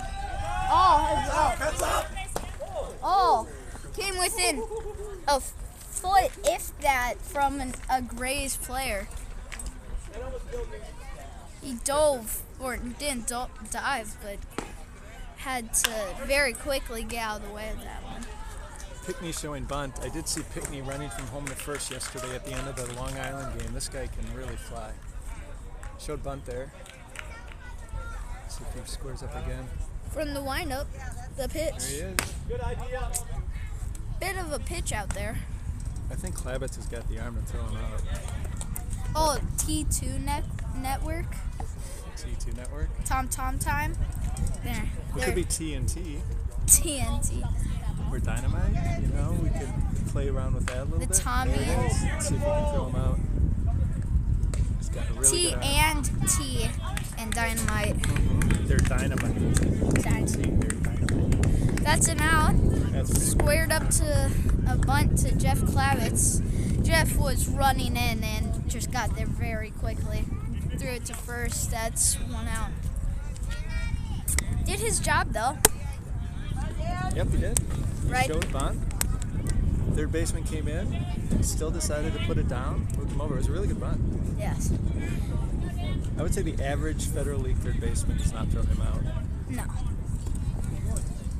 But Klavitz is not slow, and but neither is the runner up going to first. No. Klavitz still got 35-year-old legs and a 35-year-old arm. It's a good combination at third base. And you're charging a bunt. From the windup. And the pitch. Strike. That caught a lot of the plate, Yeah, right down the K zone. right? Scott kind of shook his head there a little bit.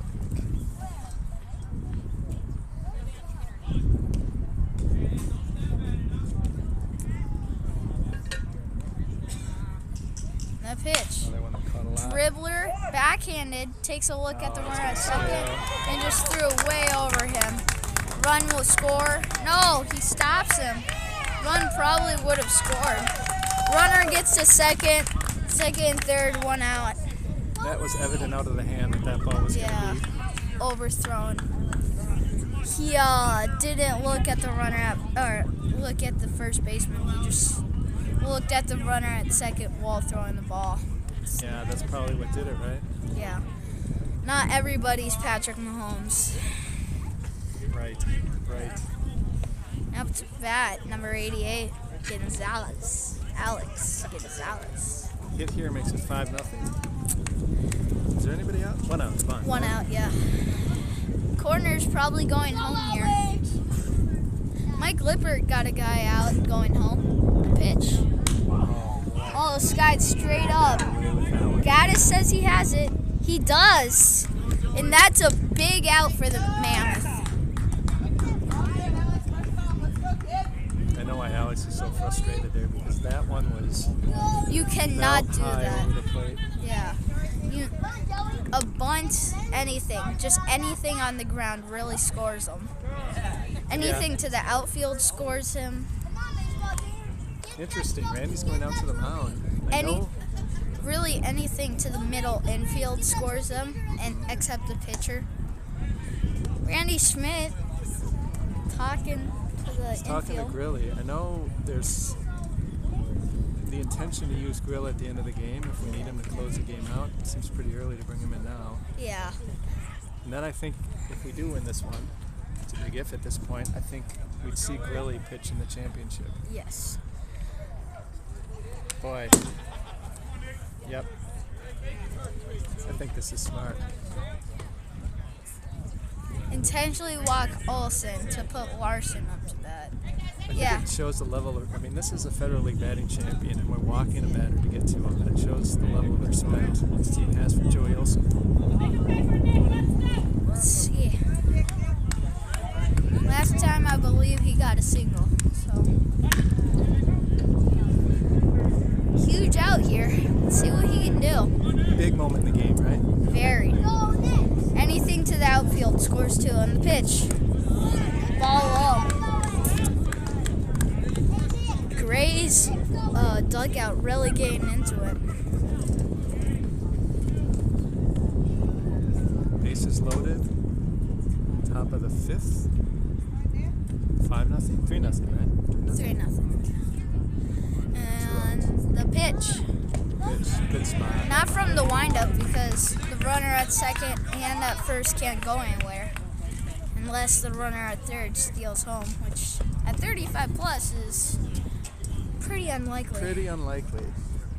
You're going to give Nick a chance to knock him in. The pitch. Ball low. What's the count, Blue? It's 2-1. 2-1. Okay. 2 pitches down in the zone. One that was a really good strike pitch off the plate. 2-1. 2-1. You cannot get down with 3 strikes at Larson up to bat. Oh, drill to right That's field. crushed. Ryan Bushes Bushman. under it. And come away with no runs in this inning. That is a huge 2 outs. The last 2 outs were huge. Nice job by Nick Larson, though. I mean, he barreled that. He hit that a ton. But it's 367 down the line here, so. Yeah. Maybe we shouldn't play at Major League fields. No. We're not there yet. Emery could possibly hit one out. Emery, I think, is probably the one guy in our team. I actually think Tony Nall, if he got in. Yes. Yes. Big guy, big swing. Speaking of Emery Hall, he's up to bat, leading off this inning.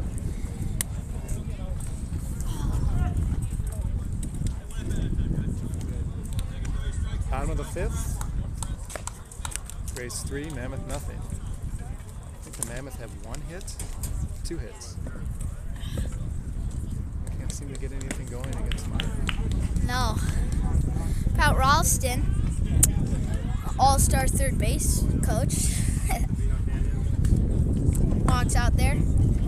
So Cesaz a couple days back hit a inside the Parker, and when that happened, right off the bat, Pat Ralston said, "Oh my gosh, that's going a mile," and ran behind the catcher out to third base and met Dan Cazaza at third base right as he was about to round it, and so he has the windmill wall going around home. I didn't realize. So you're saying he ran out of the dugout down Yes. to third base? We were on the first base or third base? First side? base. First base. Yeah. That's a long way for a 35-year-old to run. Much less get there before Casaza does. Casaza is fast. Yes. Casaza was behind me on Emery's inside the park home run. I was on second. Casaza was on first. And I didn't, Emery hit the ball hard to the left fielder. I was shielded, so I didn't see that the left fielder missed it. Casaza was maybe 10 feet behind me, screaming at me, "I'm going to catch it, I'm going to catch it, I'm going to catch it." Blocked by the catcher. That's ball 1.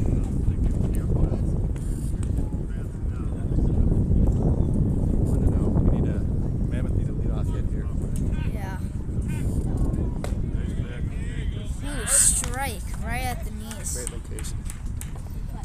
Bottom of the zone. Not much you can do there with He's he's really working the bottom of the zone well. He's reducing ground balls. There's another one. Dribbler down the line just foul. As a power slugging righty here, it's hard with 2 strikes to really stay into it. So you slow down your swing to sacrifice a little bit of power here,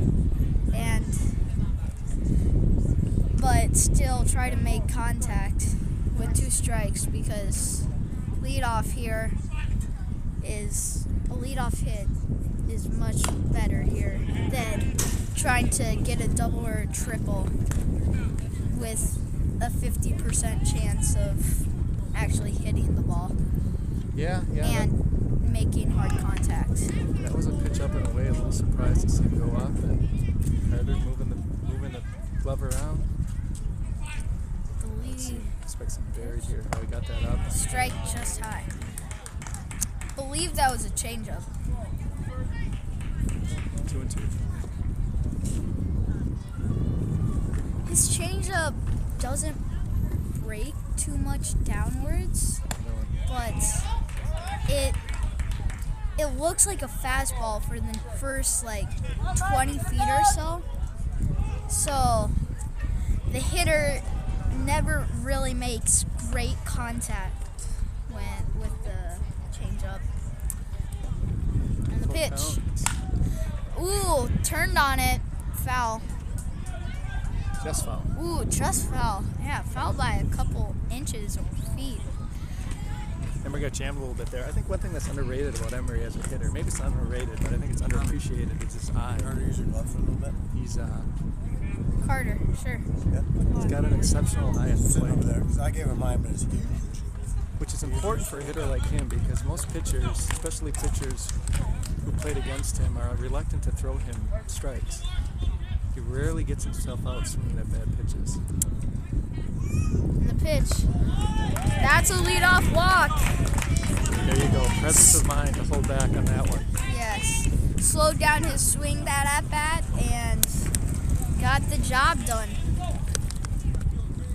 Fouled it off a couple times. Mark missed 3 times up in the zone there, so I was surprised to see him go up at all. To miss 3 times, So walk Emery he's Hall. losing the feel on this curveball. Emery Hall is not slow.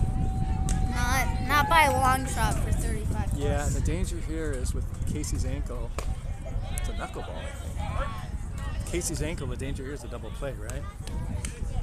A Yeah. lot of ground balls. Casey's got a bad ankle. One thing about Casey is he's really good at getting the barrel to the ball. It's One of the best I've ever played with at finding the barrel. And the pitch from the windup, strike right down Broadway. Couldn't make a movie about that pitch. Greatest pitch on the face of the earth. 1-2.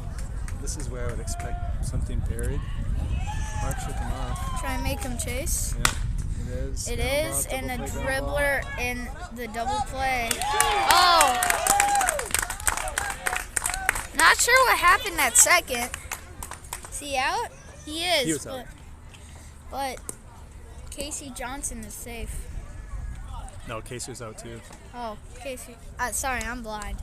And Mark got ahead in the count, threw that pitch down, produced another ground ball.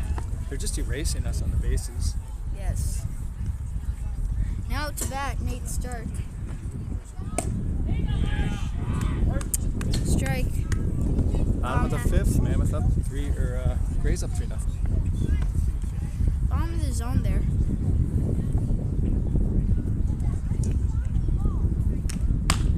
Line drive. Right at the third baseman. That is the end of the 5th inning. Feels like there's more Grays fans than Mammoth fans. Yeah.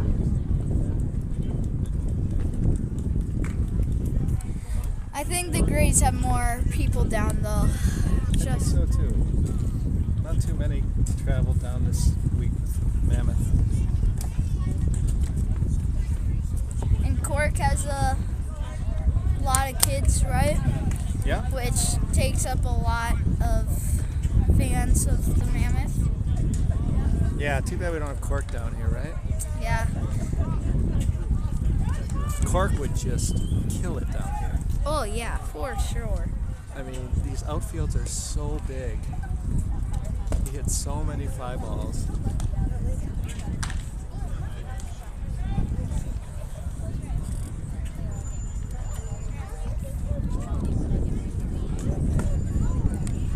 Gad is back out there.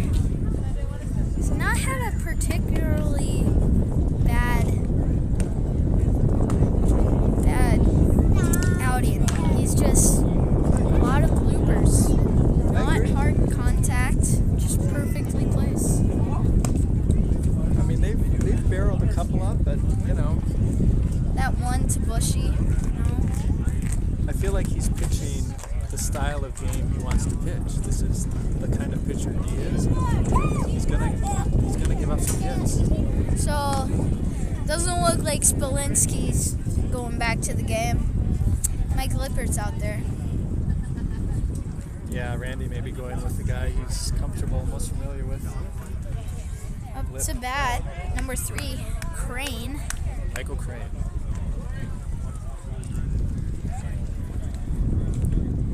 Cork would also be really a very good asset to the Mammoth. Mostly because we don't have good, or we're not deep in infield depth. So having Cork would be very nice at shortstop. He would have helped on the mound too. Yes. He never has, he's always hit or miss on the mound, but when he's on, he's pretty good. Yeah, when Cork prepares to pitch, when he gives himself, when he's in preparation mode and he's throwing on the side and he's building the arm up, he's very good. Yes. And the pitch, a liner to right.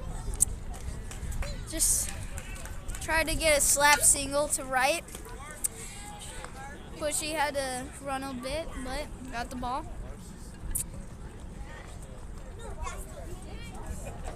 I would call him, here's the star of the game so far, Von Ruden, shutting down the Mammoth bats. He's got a hit. So the Grays actively have 3 bat boys, I believe. Do they? And we, or 2 bat boys. One is a bat girl, I believe. What was that all about at the start of the game where you guys did the handshake? Oh yeah, the Grays player said it's the 2 best bat boys in Minnesota. We need to settle agreement that they're the best too. So you guys kind of did the handshake over home plate? Yeah. Yeah, that's pretty cool.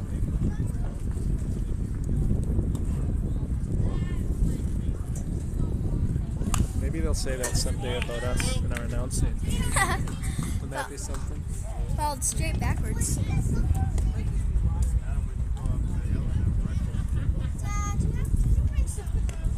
Mark, a very positive Twitter presence. One of the things that's fun about the Federal League. One of the fun things about Federal League Twitter is it's mostly positive. Mark, a very positive voice. There's a nice barrel to left. Drilled, but right at Mike Dahl. Only Caught. Souls under it. That's 2 outs. Put Jack Nelson in that. I mean, there's a lot of names. Jack Nelson. Trying to get Gaddy's first clean inning. Jamie Houselog. Town Ball Tuesday. Do you follow Twitter, Tommy? No, but my dad does. He fills me in on some things. The Voyagers Twitter feed, and of course Chris Miner, the Saints Twitter feed is. Chris Miner is Tom Corcoran of Twitter. Strike inside half the plate. I go on MLB's Twitter sometime though. Yeah. Yeah, on Safari. So that's a ball in the dirt. 2 outs. We're in the top of the 6th. Score is Grays 3, Mammoth nothing. Trying to make it so they can go in Tempe. Winner goes, that's right, winner gets under the bright lights at Tempe Stadium. See that on the left hand of your screen? Not one of the nicer stadiums, I would say. No. I don't know how many you've seen, Tommy, but I've seen an ad at Tempe though 1,000 times. yeah. You know the Shohei Ohtani? Oh, yeah, yeah. So, the pitch. The pitch. Ooh, strike. Yep. Batter thought it was a walk. Very good pitch by Gaddis. It could have gone either way, really. Way Rock saying something to the umpire. I actually think that was a strike. I think Yeah, I Brought it agree off with of the the play. ump this time. I think the batter just tried to sell it a little bit. yeah, he looks like he genuinely thought that was a ball, but I don't know. Maybe it was. It's a little hard. We don't have a great angle back here. Strike 3. Batter very angry at himself Angry at the umpire, too. as well. Yes. So, bottom of the 6th. See if the Mammoth can respond. If anyone can come back, the Grays know it well enough. It's the Mammoth. But if anyone can shut down late innings, it's also the Grays. Yeah, I mean, the Grays have had the Mammoth number the past couple of times we've played them. Yeah. They seem to have figured out the formula.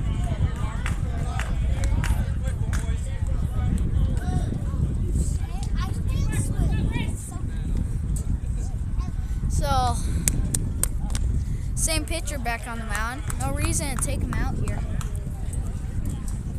So, for the Mammoth, launch angle has been the problem in this game. It's a bunch of ground balls and a bunch of pop-ups. Hasn't been a bunch of pop-ups in this game, actually. Yeah, no, he's doing a really good job inducing ground balls by keeping that ball down, burying that curveball or slider. I don't know what that pitch is, but A lot of double play balls. he's hammering the bottom of the zone. Really good control today. What's the score in the inning? 3-0, top of 6. Or bottom 6. Bottom 6. 3-0. All right. Get 3 back in the order. Against the Grays, that's going to be a tough challenge. No, it's get 3 back in the order. So, Nate Jackson will lead it off, followed by Jeff Klavitz.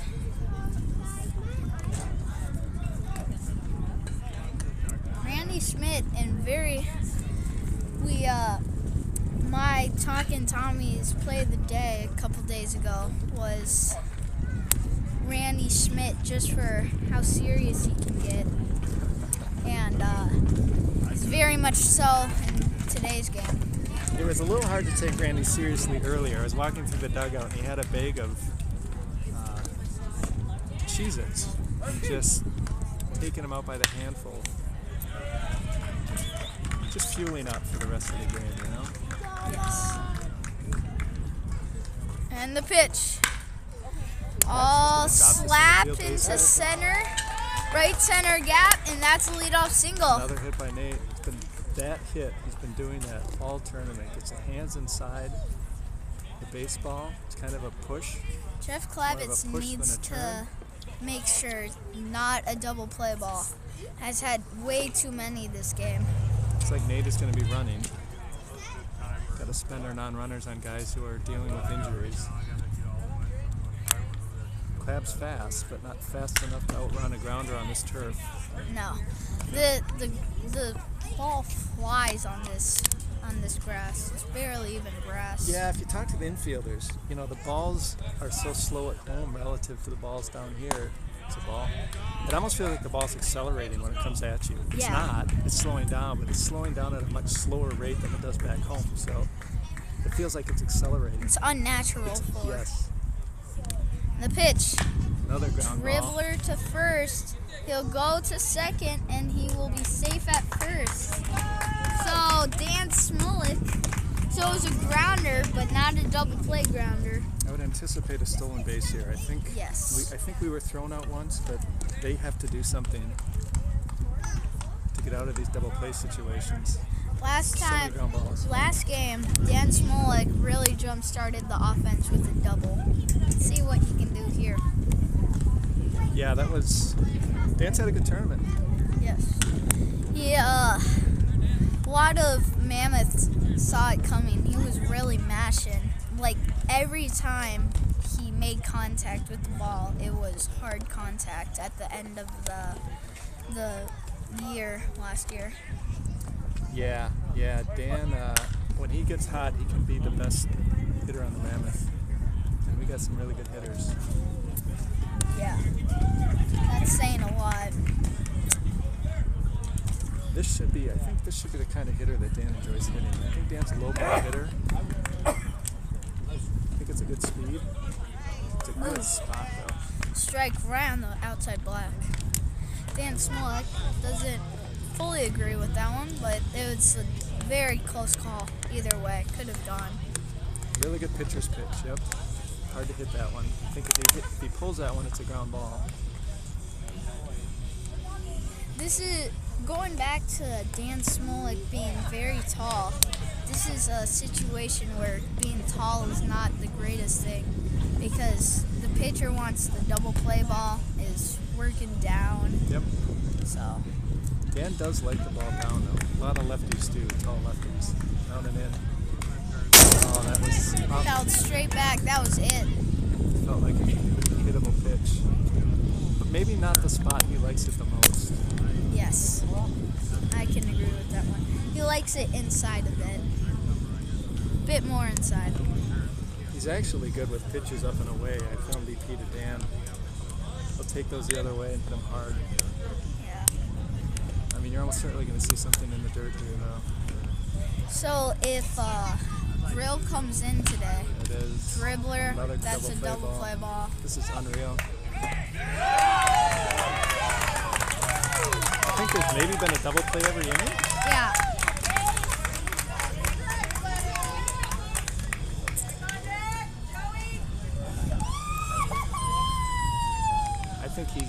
I think this is a masterful pitching performance by Mark Van Ruden. Yeah. Just double play after double play after double play. Emery Hall, the first time we've seen him at first base today, or this tournament even.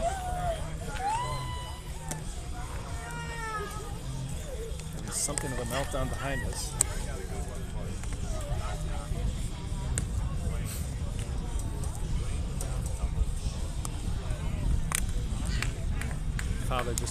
Somebody just came by and tried to quiet the child by giving him a knock-knock joke. The child wanted nothing to do with that knock-knock joke. Respect. 5-year-old-ish. Say that? Yeah, I would say 5-ish, yeah. Yeah.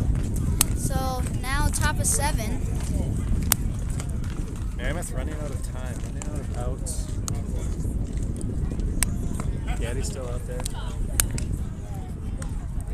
Doing a good job, right? Keeping it close? Yes. If we score a couple runs, I think we'll instantly put Grill back in. I think you're right.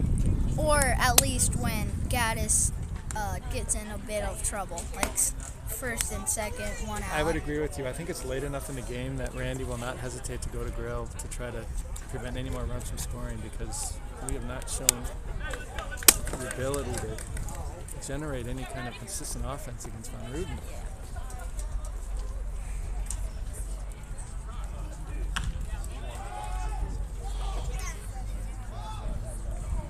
Like we get a runner on and then it's just double play. They erase it, yeah. You know, we did a lot of that against other teams this tournament, and they are definitely. Hey, let's go, Brody. Come on, kid. Against us this game. Hey, great pitching. Masterful, Marty. So, resume of action. The kick and the pitch.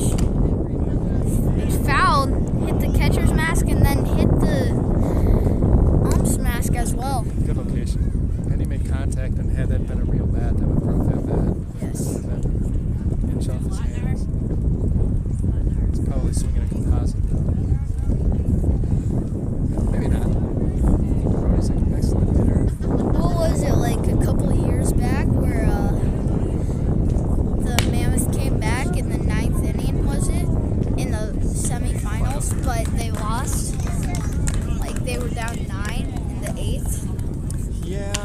know, we've had comebacks, but this is a team that normally doesn't have to come back, right? I mean, We also had Cork for that tournament. Yep. Corks, where are you when we need you most? Yeah, And Cork. the kick and the pitch. I'm sure Cork's listening. Cork wanted me to stream today, and I said, "Oh, let's try the Tom and Terry today." Because I did it a couple games ago. The line down the left, face it. That's where 6'3" third baseman would really be nice there. Ah.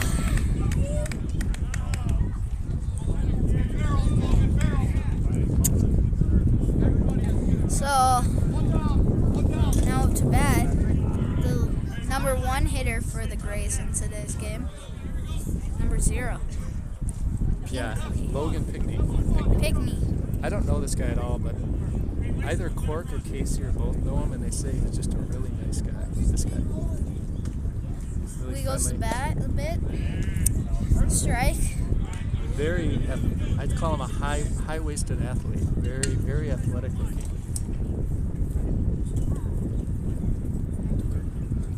Explosive. The pitch. Ball just outside. I would anticipate he's going to hit the ball hard. That's going to be my prediction. You've seen Gaddy a couple times.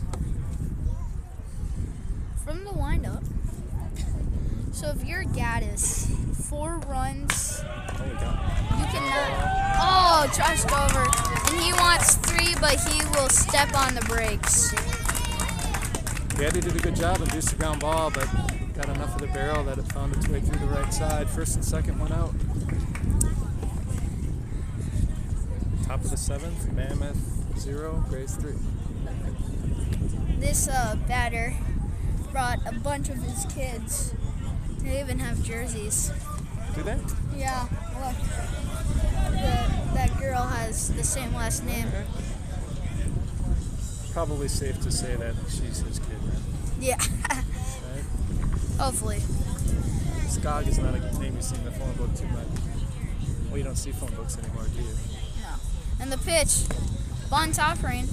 Oh, tipped by the catcher. Great. Wow. Don't see that too often. Bunted and still caught by the catcher. Tony almost Or had tipped. a play throwing behind the runner at second, but he would have had to throw it through the batter. Grill was cutting behind the runner.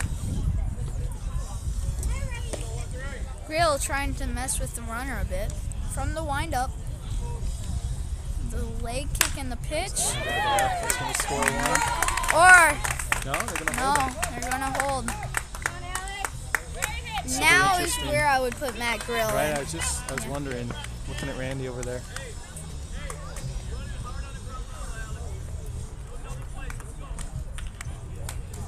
Randy does not appear to be coming out of the dugout. He is pacing though.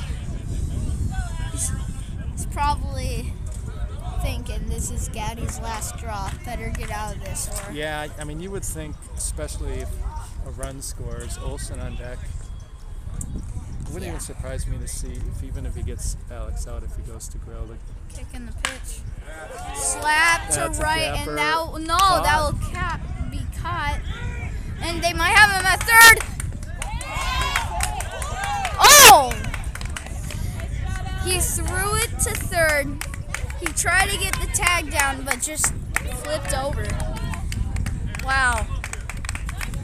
There was so much going dust on. that I couldn't really see what happened. Mammoth fielders are asking the umpire to check with the first base ump. Not sure what that was. That was a sac fly. Run on- still would have scored because he beat the runner home. Runner on third scored. Runner on first went all the way to third. There was a play at third. Runner was safe at third. Batter at first went to second, but now he's. The batter went to second, but now he's back at first. I'm not sure what happened. Anyway, 2 outs. Randy Schmidt still not going out. Man, has a So now it is a 4-0 ball game at the top of the 7th. Runners on first and third. The pitch. Ooh, ball just outside. If you're Gaddis, I'm not sure why he really threw a ball high in the zone there. Yeah, I mean, again, I think Gaddy's got to hit his spots, and I don't know where that was. That pitch up? Yeah, it was a bit up. So Up and away? Yeah, so it was a fly ball, not a ground ball. Yeah. That would have been right at my clipper if that was low in the zone, or it would have been an infield fly. So they have 5 now, right? Or do they have 4? 4. 4. Okay. Must have just got away from Gaddis.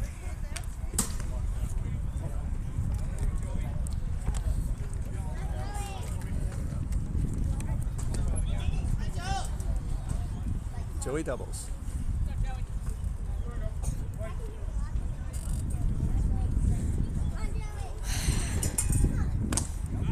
Gaddis trying to limit the damage.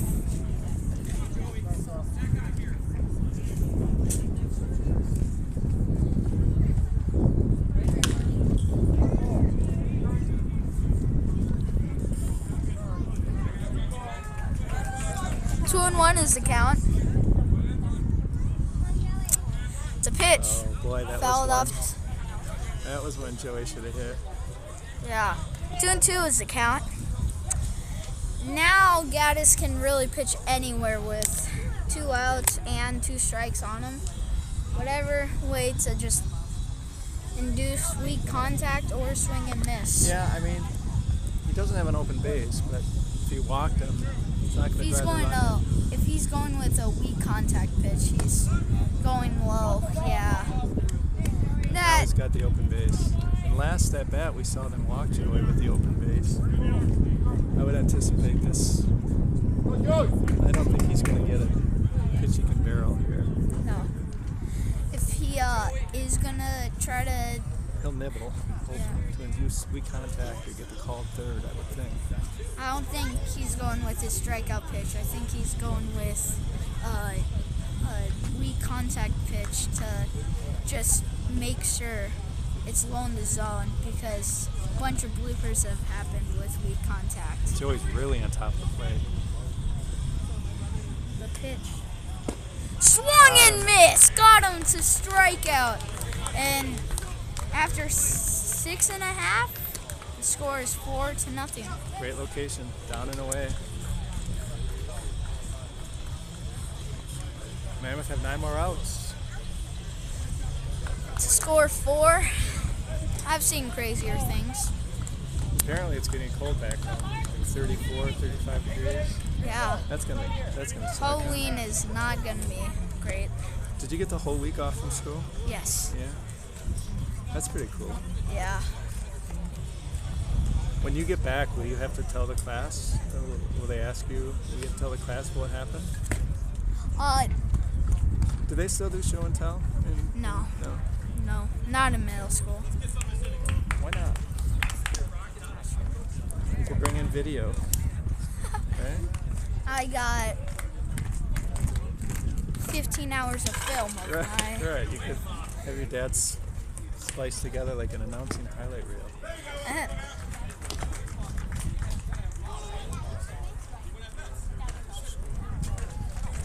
I hear Diamond Dan saying, just win your at-bats.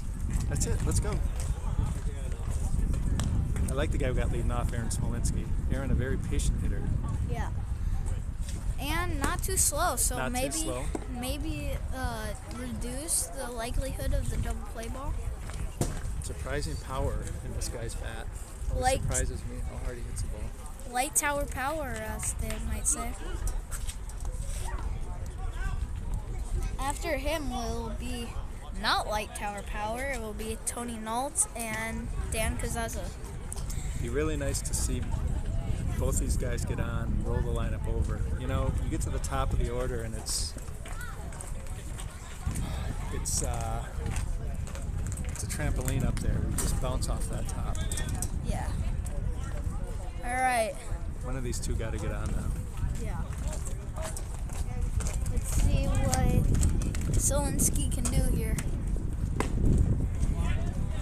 Mammoth fans, get your rally cap on.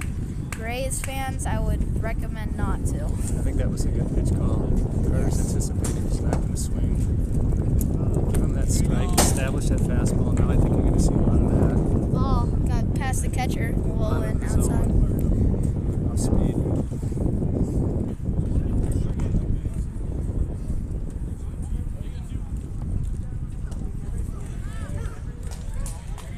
Carter has done a good job behind the plate. That's what I said at the start. I think he calls a really good game as a catcher. And the pitch. Ribbler down the line! Oh my gosh, fair ball! He's rounding in second. He will get there jogging in, and that is a leadoff double. What the doctor ordered.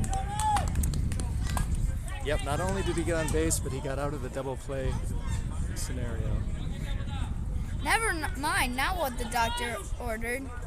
Solinski loves apples, so How about them apples? that is just what the Mammoth needed. Gets the double play ball out of it. It's most likely not going to happen, and hopefully. Hopefully. Right. And now a power lefty against the righty pitcher. Just what the Mammoth needed, especially with the top of the order coming up.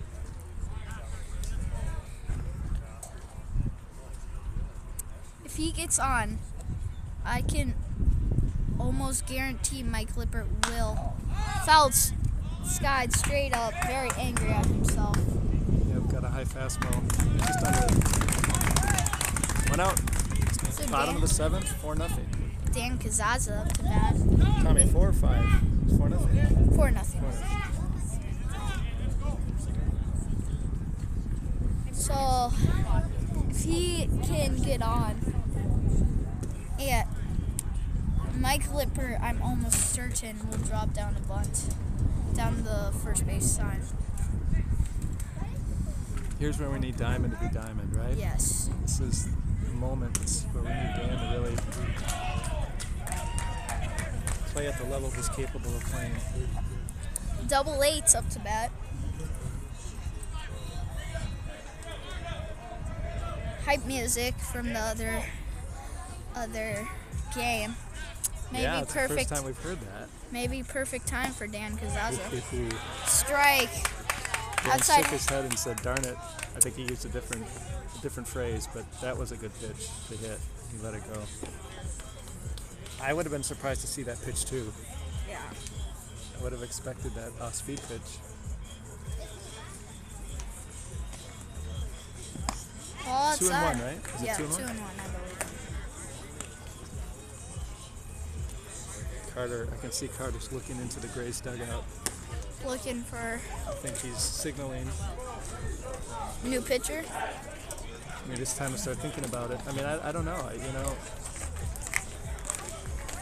From the windup. Long look at the runner at Great pitch. second. 2 strikes on Dan here. That pitch had a little tail. Started middle out, caught the outer edge. That was a great pitch. Really good location. I believe it's 2 and 2, right? Yes. Here's where you need Diamond Dan to be Diamond Dan. Oh, that might drop. That's trouble, and it will drop. Runner at second will not advance, but still got on base. Huge. It's a high curveball. I suspect they wanted that down. Lip, don't do a double play. Mike Lippert's smart enough baseball. Does Lip player. have a ball? Does he have a place he likes to hit the ball? Is it what you say? He's really good at hitting oppo. Oppo. Okay. Maybe we want something off the plate that he can punch the other way. Yeah, Carter's definitely gonna. Yeah, Carter's set up inside now, or no, outside. Ball low. That's a pitch you roll over. That's a good pitch. He Good likes, take by Flip.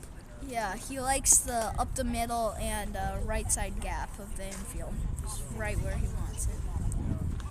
Boy, Emery on deck. This is a big moment right here. Drilled, that is trouble, and it's gonna be caught. 2 outs, 2 on, with the 3-hitter back in the 3-hole. Number 10, Emery Hall. You would expect they'll be very careful with Emery here. Again, they don't have an open base.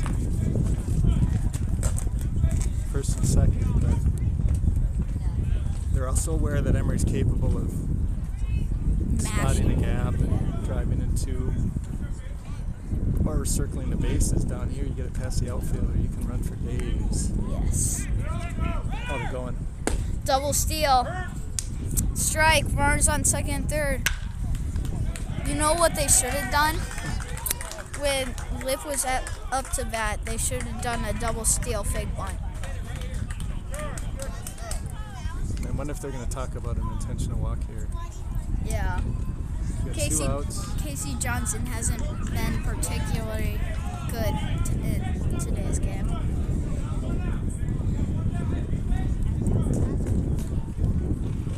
I mean, Mark's really shown good control. I mean, the danger of the intentional walk, of course, is that you try not to throw that strike, you bury one, and it's by the catcher. So the intention is not to throw to Emery. There's an argument to be made just to walk them intentionally, but we'll see. It looks like they're going to pitch to him. Right center gap is very big. In the Oh, they pitch. gave him a good pitch. Ball Little high. up, little up. If it is barreled with the launch angle, that could be out of here. Cutter signaling out, setting up out, down and away. Ball outside. Yeah, I think Matt's gonna Do the pitch around him. But yeah, I think so. unintentional. I mean, wouldn't you? Yeah. Is that what you would do? I'm not letting him bat here. You know, they're familiar with Casey. They know he's very good, but Not Emery good. not Emery good. I thought- Who is? Maybe Cork, maybe Costanza, maybe me. I think I could be in that conversation. What do we got? 3 and 1. Up the middle is big gap. Oh my goodness. And the pitch. What? The runner is going home, and he will be safe. He is safe. He is safe.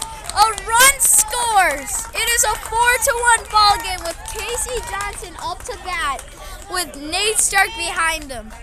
Oh my goodness. Huge jump start. Huge. Mound visit. Oh, could they be changing pitchers? Do you think they'll change pitchers? I feel like No. he's pitched so well. Yeah, and especially with Casey. Well, someone is going to the bullpen.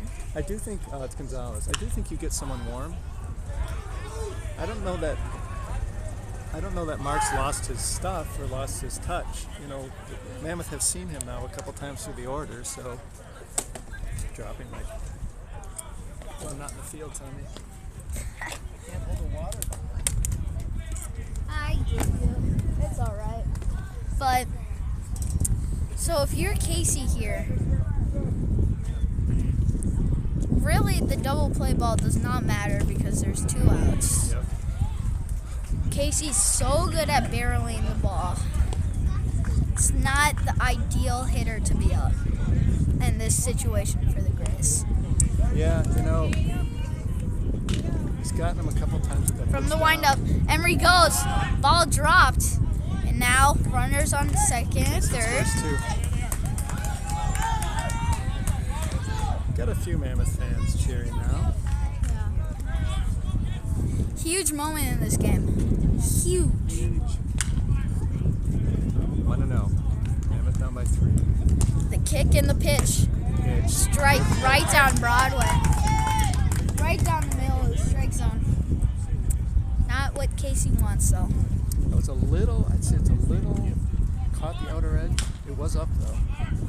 He was looking to go the other way. He could have hit it there. And the pitch. Ball blocked. I think Mark's losing his stuff here. He's not really in total command anymore. I also think the Mammoth hitters have they kind of, I think they know what Yeah, Van third Ruden's time through doing. the order. Yeah. Which is really burying that curveball and inducing that grounder. Start to anticipate that pitch down there and make him bring it up. And the pitch. Ball low.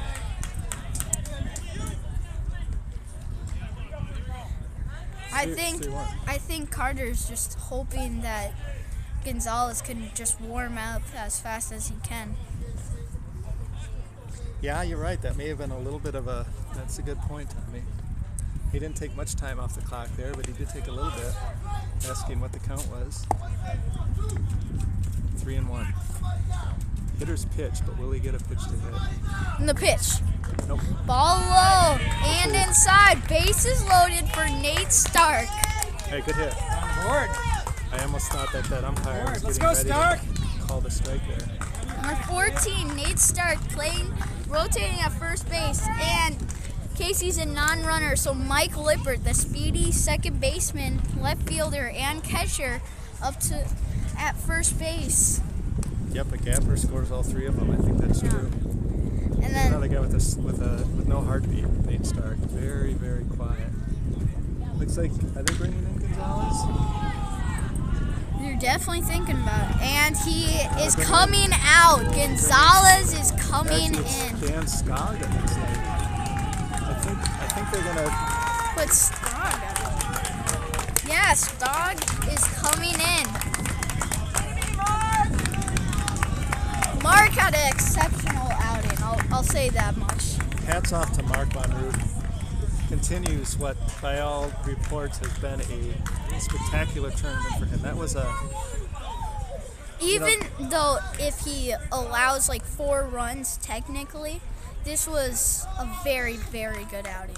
It wasn't just the pitching; it was the defense, right? Yeah. I mean, he induced ground balls, and his defense turned those ground balls into double plays. Really, really great performance. He had almost. How many people did they have left on base? The Mammoth. Well, I think 0. Yeah, well, I think there were at least those first 5 innings. I think there were probably 4 double plays.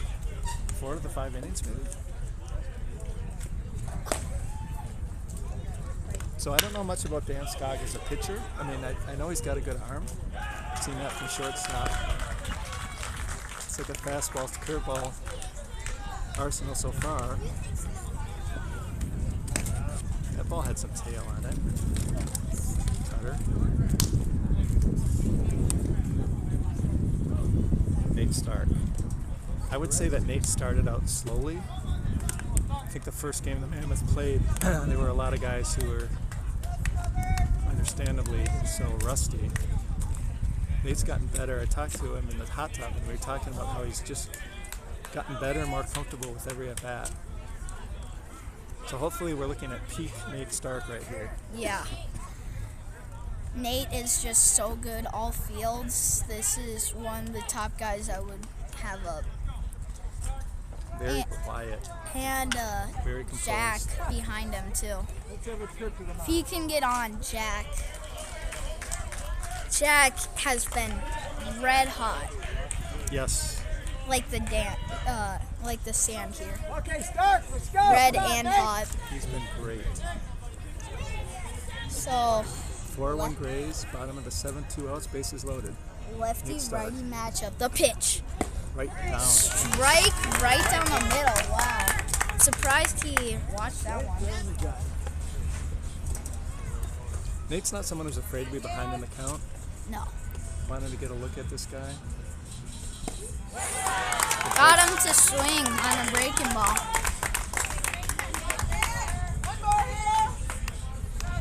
Big moment. Very. The kick and the pitch. Fouled off to the left. Third baseman thought he could get it. Had no chance. Unless he had secret flying powers. What do you throw here? Do you bury one and risk a pass ball? I think I do. Curveball in the dirt. Yes. Down. Let's see what we get. The pitch. Ball outside. I think that was outside. I Yeah, don't think Nate could have hit that, but these umpires. With this ump, sometimes- yeah. That was very hard. I don't think he could have hit that. That was well off the plate. Yeah. Height-wise, it was pretty good. And the pitch. Swung and missed. Struck him out. Mammoth leaves 3 on the base paths. I don't think I've ever seen Nate show that much emotion at the plate. Slam the bat. Great moment for Dan Skog coming in. 4 pitches. Pretty nice job there by Dan Skog. I'm gonna run to the. Yeah, ladies' sounds room. good. I'm not sure. So it's just me for now.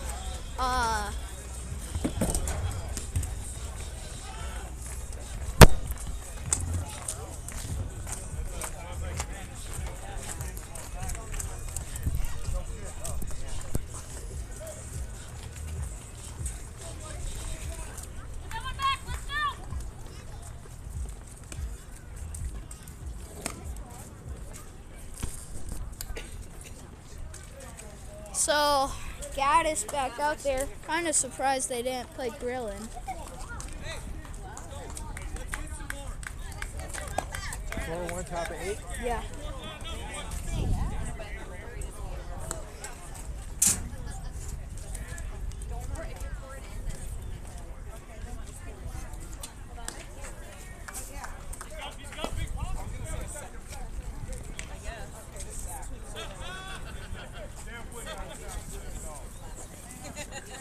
So, Gaddis has not been bad. Not. Oh, he's been great. He's two runs earned and 2 unearned. Nothing wrong with that. Let's see what he can do in the 8th inning here.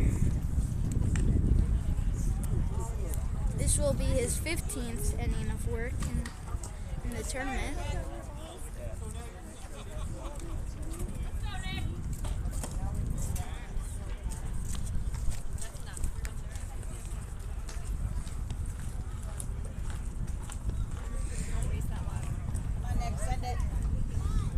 All right, the resume of action. Emery's 2nd inning at work at first base. Randy Schmidt trying to do his best here. Trying to go into Tempe.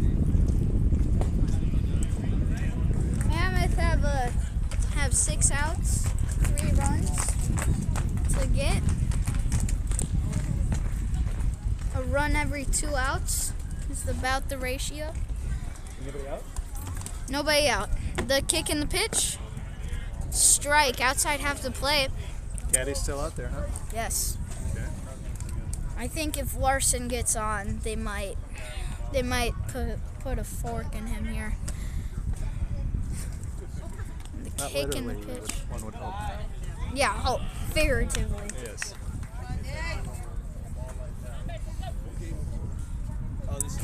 Looks like they got somebody warming up out there now. Who is that? Lefty. I don't know who that is.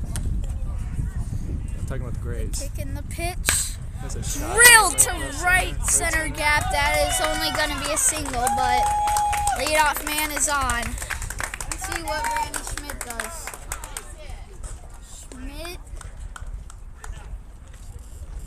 Schmidt will stay in the dugout. Or will he? Yeah. He's putting a lot on Gaddis' shoulders.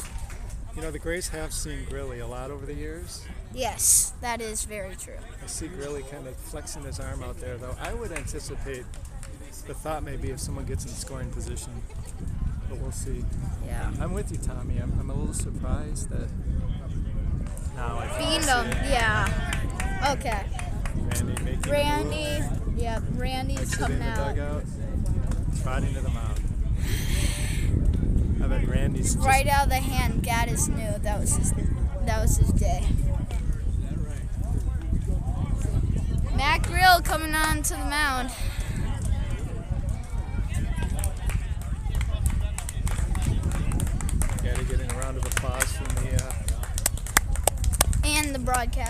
And the broadcasters, right? We can. We're not Paul Allen. We're not that level of homer, but we have a rooting interest. I think there's probably some Grays fans watching this because I don't think the Grays are streaming. Yeah. We've done a pretty good job, though, I think, trying to stay impartial. Yes. Yeah. Complimenting some of the Grays. You do a good job at that, Tommy. Thanks. That's what you want to be as a play-by-play guy.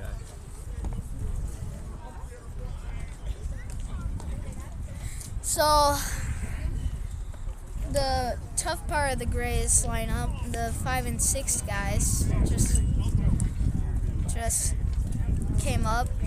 One got hit, one got beamed. Now, We got Von Ruden. No, I think Crane was on deck. Or maybe it's, I don't know. We'll find out. So Grilly hasn't pitched too much this tournament. I guess No. he started a game and then he did come in and. so he's pitched like around 23, Oh, is that where he's at? I believe so. So 2 9-inning games, and then pitched 1 inning, and then Did he pitched pitch- 3. So 4 more. So 22. Did he pitch 9 innings? I'm trying to remember. Yeah, 9 innings. Did he pitch 2 9-inning games? Yes. Okay. And then he pitched 3 innings in the 2 days ago, Okay.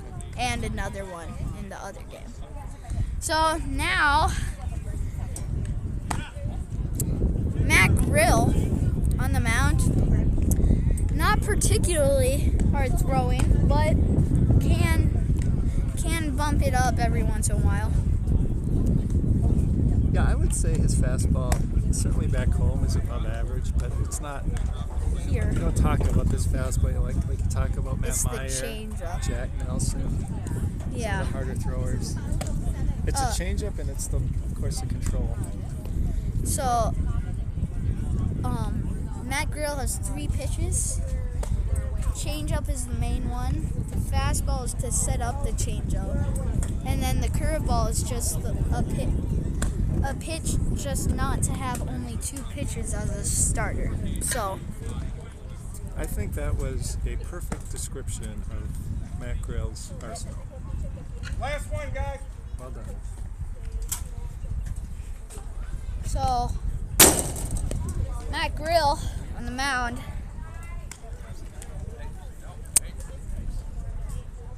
Mark Von Ruden. What a game this guy's had. Trying to seal this game away. If he can hit him in, it's going to be very hard for the Mammoth to come back now. Yeah, Mammoth are down to 6 outs. I think the Grays are going to bring in a fresh arm, which might work against the Grays. I don't know. Could go either way. Von Ruden shut him down. Scoring the bunt, pushing it. We'll throw it to first. That's out number 1. Smart play by Van Groen.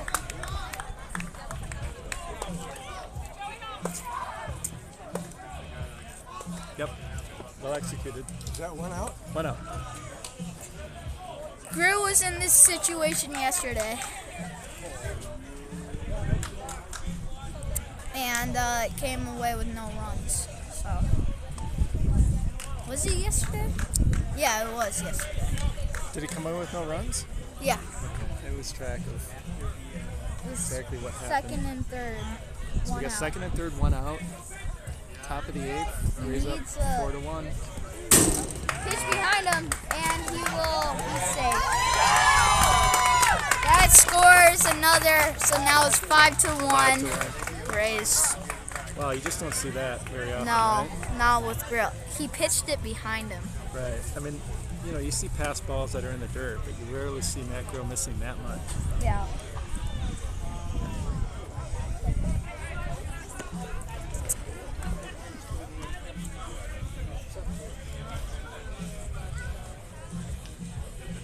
So that makes it 5-1. Yep.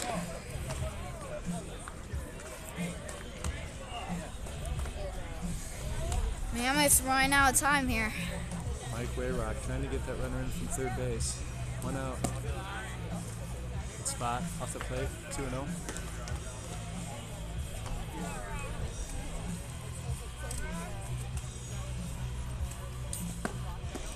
Strike. right down the K zone. My impression of Mike Rayrock as a hitter is that he's a heavy pull hitter. Yeah. You want to come well in or off the plate, I would think.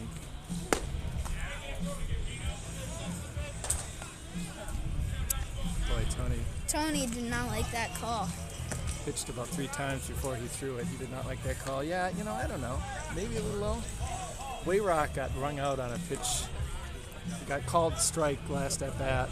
He really let the umpire know about it. I think the umpire probably remembered that.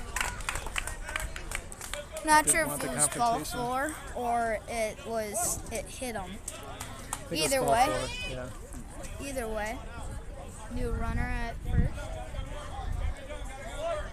Might have been a situation where they setting up the double play. Yeah. Von Ruden's got good speed. Road, number 28 up to bat. This is one of those times where Tony's got the arm to throw him out at second base, but do you do that and risk the runner on third breaking home? Back home, typically, I think you do. catcher in a different situation here. What the He's heck going is this? home.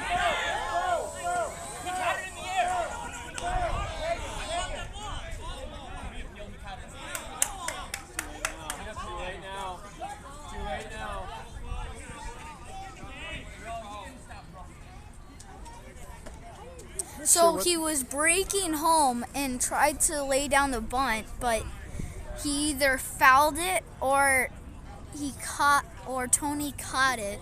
They're gonna sort this one out. I have no idea what happened there. There was no swing, right? Why isn't He that bunted. He bunted, but did he make contact? Yes. He did? Yes. Yeah. They're arguing either if he hit the ground or not. Well, it definitely didn't hit the ground. If it didn't hit the ground, shouldn't that just be Yeah, continuation? that's a strike. Yeah. a strike and then he should be tagged out? Yeah. I don't understand that.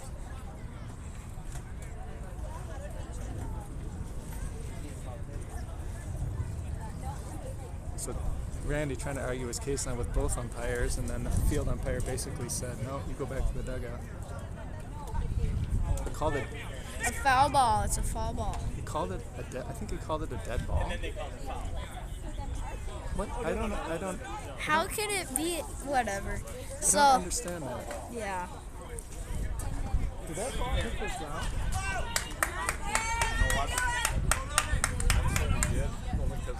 Yeah, because you got the grapes on. Yeah. No, You're gonna say it did. I can't remember.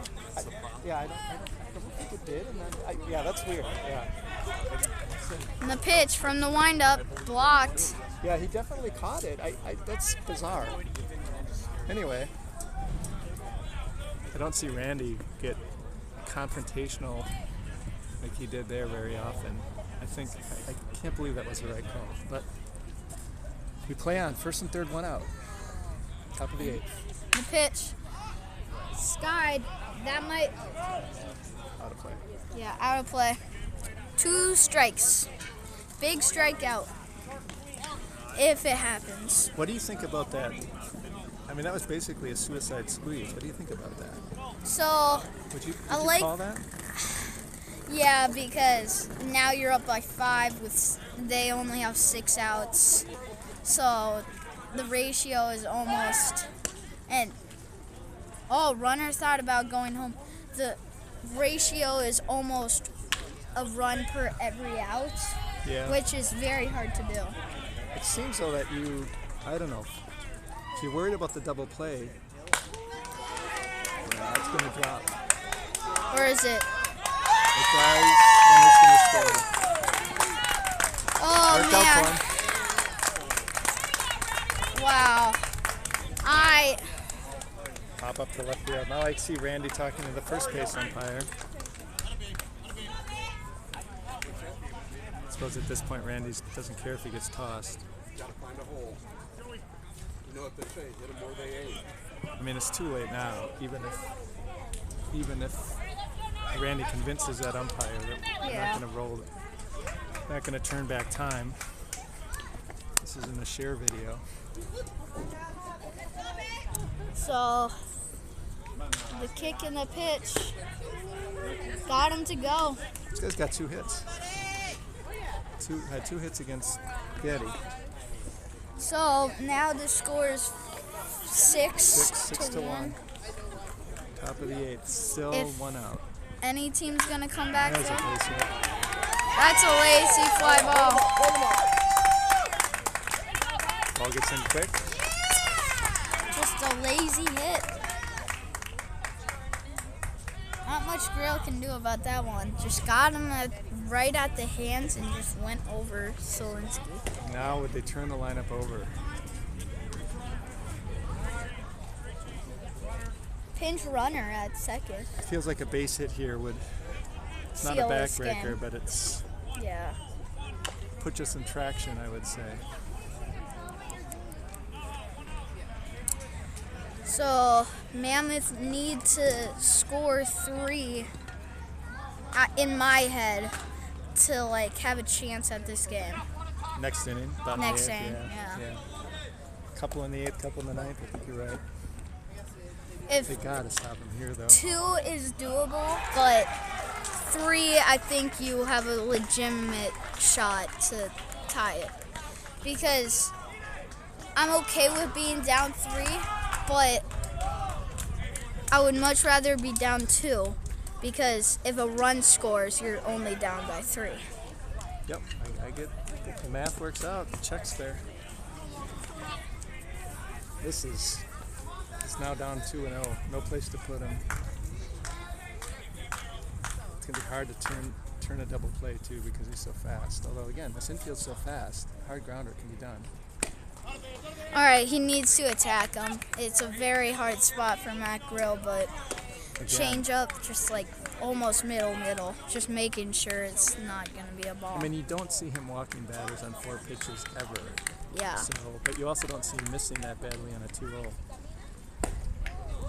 Strike. Did he call that a strike? Or did He say called go it to a first? strike. That was, I don't know. I mean, he has been calling that pitch both sides of the plate. Yeah. He's also set up like on the plate. Yeah, that's a good point. You're right about that. Draped over the plate. So, from the windup, or not from the windup. That's a base hit. Yep. Scored 2.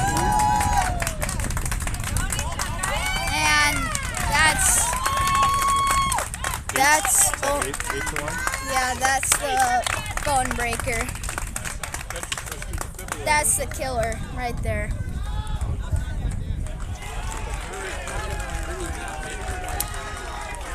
Gray's sticking it to the Mammoth a little bit. See Kenny getting loose out there. Kenny Wangler. Yeah. I think Randy is not only the outcome of that at bat, but that pass, the ball that he threw to the backstop, and then that 2-0 pitch that almost sailed to the backstop. I think Randy recognizes that Grilly Is not doesn't on his have game. he's not Grilly today, at least not yet. As long as we got her. Hit him. Yeah. Grill is not having it.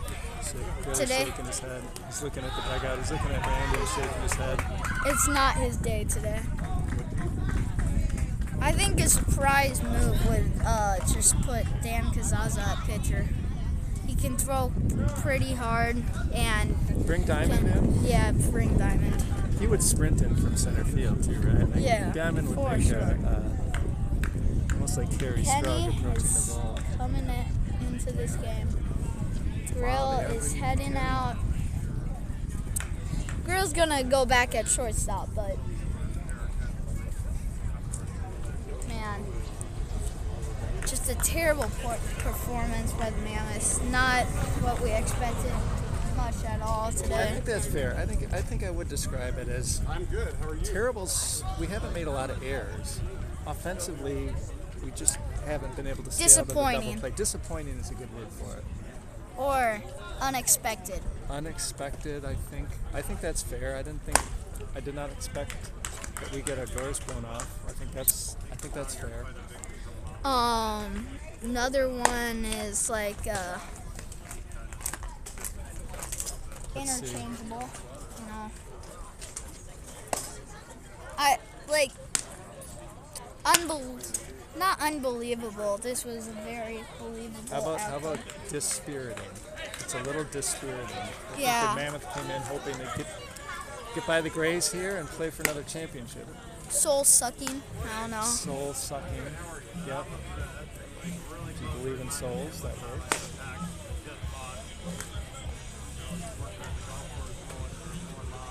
It just like caught everybody by surprise. It was a double place, right? Yeah, Mammoth the could double just place. never get anything going. It's like they're trying to rip the cord on the lawnmower, and they just couldn't turn that engine over. Yeah. Not. Excuse me. No. You know the inning and the score? It is 8-1 Grays. 7-1, 8-1, top of the 8th. How are you guys doing? Well, we're here. Oh, wait, you guys play after us? We play after you on this field. Yeah. What level is you guys playing? 73 and over. 73 and over. I got 20 years. I hope to see you Enjoy out there. it, you know.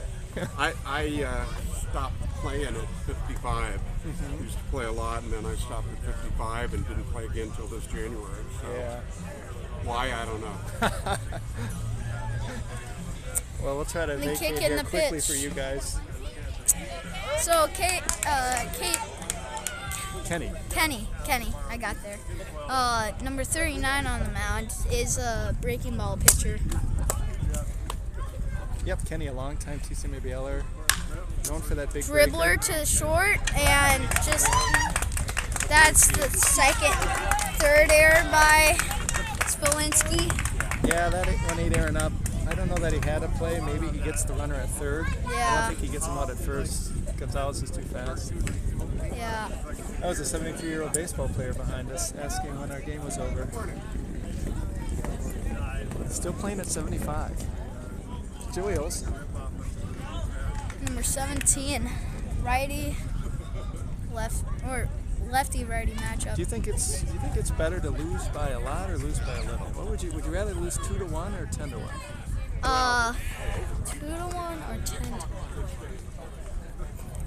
You know, if I'm the away team, it's probably 2-1. If I'm the home team, it's probably 10-1. Interesting.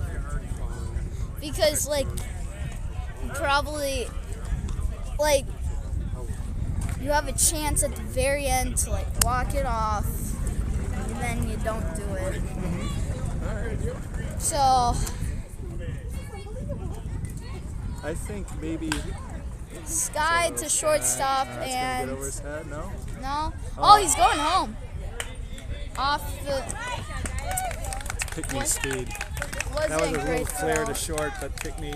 Aaron was running back as he caught it. Pickney took off, scored. Is that 10 now? You think 10-1? 9, 10. We still got 2 at bats, right? We still got 2 at bats to score some runs. Yeah. So to tie and try to put into extras, we need 9 here, saying that they don't score again. 10-1. 10-1. All right. It doesn't feel. No, And a it's not gonna find dribbler him right home. up the. Oh, hit the lip, and now he might have him at first. Doesn't throw it. Man, that took a very odd hop when it hit the lip. Not a high exit velocity on that one. No. But Aaron was shaded way over. Perfect placement, Yeah. I guess. Man. That's how you lead the league in hitting, though. Yeah. You hit your lasers and then you make contact on pitchers' pitches and find your way out. Bases loaded, 2 outs, right? Yes. Is it 2? Yeah. Come on, Kenny. Let's just end this. And this tragedy. Wow, I don't believe you called that a strike. Yeah. Felt like Tony was well outside. Yeah, I well agree. in the left-handed batting box, and he caught that. Blocked. 1-1. Man. It feel the game was close until this inning, so the score is going to make it look like we got, assuming we don't come back, which we shouldn't assume, but I agree. Just kind of the wheels kind of fell off this inning. Yeah.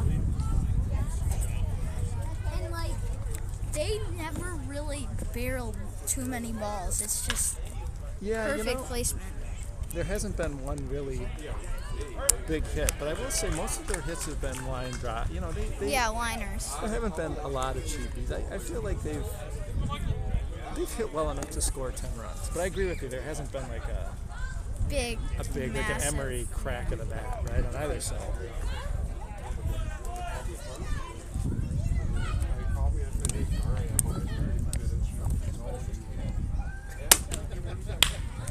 Oh, that's a liner. Just inside the line for a hit. There's that one big hit. Grace flexing a little bit here. Come on, you gotta do that. Man, that's the one big hit. That was a liner. That was smoked. Yeah, that one was about 3 feet inside the line. I think that hit the line. Yeah, it might have. Good hit. Very. Clear the bases. God, you think it's like 13-1 now? Something crazy. There's a chance. No, I guess there is no 15-run rule in the playoffs. No, there isn't. Something crazy. So, Ken. Oh, there's something called the. Casey. All right, Ken. Nice hit. Tough up. Have to say the Grays are establishing their dominance in this game. Yeah. Beat us the last 2 times we played them, and thanks to this huge inning,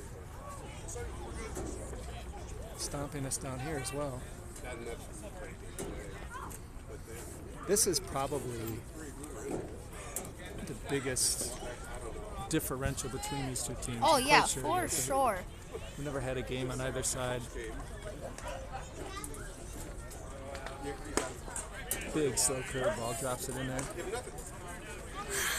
Well, thank God Jack's not down here. That would have just made it so much worse. Jack Nelson? Yeah. Yeah. I see you, Jack, in the chat. I see you. It would have been good to see Jack. Not face him, but it would have Yeah. been good to see him. Good to see him. Nice guy. So, ball up high. I'd like to see Jack at a ring, not at our expense, but Yeah. you know, 2 balls, 1 strike. too bad it may end up going through us. But Big hack. Try to hit that one a mile. if the Grays do hold on, and if they do beat the team in the championship, they'll do what the Mammoth did a couple years ago. They'll have the Federal League Championship, the State Championship, yeah. and the, if you want to call it, the National Championship. It's pretty awesome. Ball off the plate from Kenny. Should we go announce that game if they? Yeah, I gotta see what the guys want to do. Be the Oh, right off his glove. Are you? Oh, fudge. There was someone behind me, but he just ran away. So that's another Are you run. gonna go over there and commentate? You think? There's a possibility.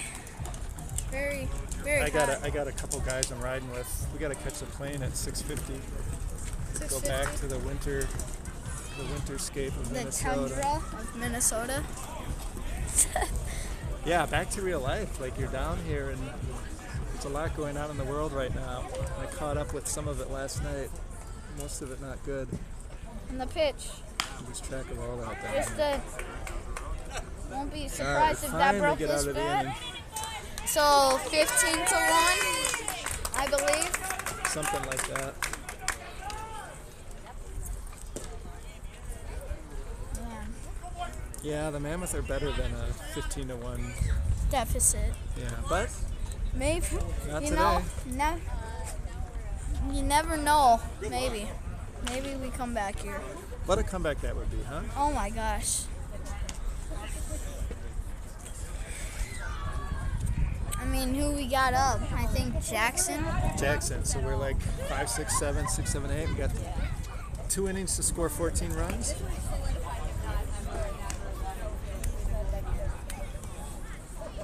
So we got to get like 5 or 6, right? Yeah, Or something. 7. We gotta chop it down a little bit. This is like a redwood tree we gotta chop down. So we gotta like cut halfway through the trunk. This injury. Just like make moral victories at this point. Yeah, make it closer at least. And then you got the commentary going on. Like, give us something to Yeah. get excited about, right? One time commentary. One time we joined forces to do a stream. Nate Jackson up to the plate. Righty matchup, number 8. Rotating at first base. I think he's fully out now that Emery Hall is just playing first base. Hasn't rotated since the 5th inning, I think. I know Randy's going to be really hot about that bunt suicide thing, because if the inning might Be over. they might not have scored 9 more runs. Might have been like a deflating thing, you know. We're on a different timeline at that point, right? Yeah. Like it's a parallel world we're in where maybe we only give up 2 instead of whatever we gave Ball up. just high. Yeah, that was the game killer there. Just like everybody's heart sunk to their stomachs, and strike just barely. Yeah, he's been calling that on both sides of the plate against both teams all game, and I know the Mammoth aren't happy with it. Nate had to swing it. Dribbler to short, picks up a bunch of dirt with it.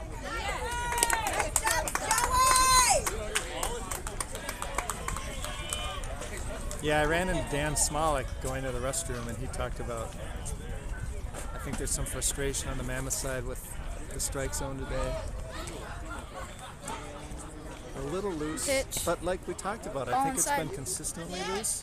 Yeah. I mean, you'd still rather it be a true strike zone, so you're still going to complain and a little bit. he's doing it for both teams, so it's a fair strike zone. What a play by the second baseman!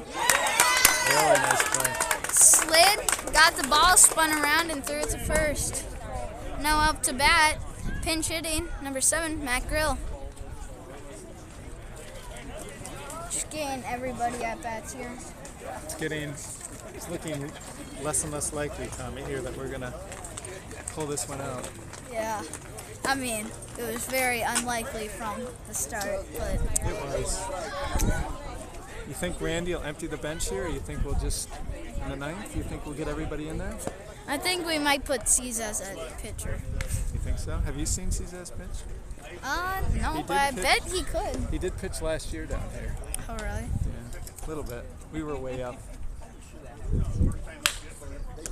Right at the shortstop. Barrel to short. Just Grill shook his head, laughing like nothing I can really do there. Yep. So now it's Top of the 9th. top of 9. Yeah, 1 inning to go. Hopefully it's not 1 inning to go, but you know. Well, you've called enough games, Tommy. You can see the handwriting on the wall, right? Yes. Yeah. I mean, you saw what the Vikings did last year. You know. Yeah. Do you have a favorite announcer, would you say? I don't like Joe Buck because You don't like Joe Buck. here's my reasoning. He would not be an announcer if his dad was not Paul Buck. All right. I know that's a pretty hot take, but Do you have an announcer you like? an announcer that I like, Jim Nance is always fun. Sure.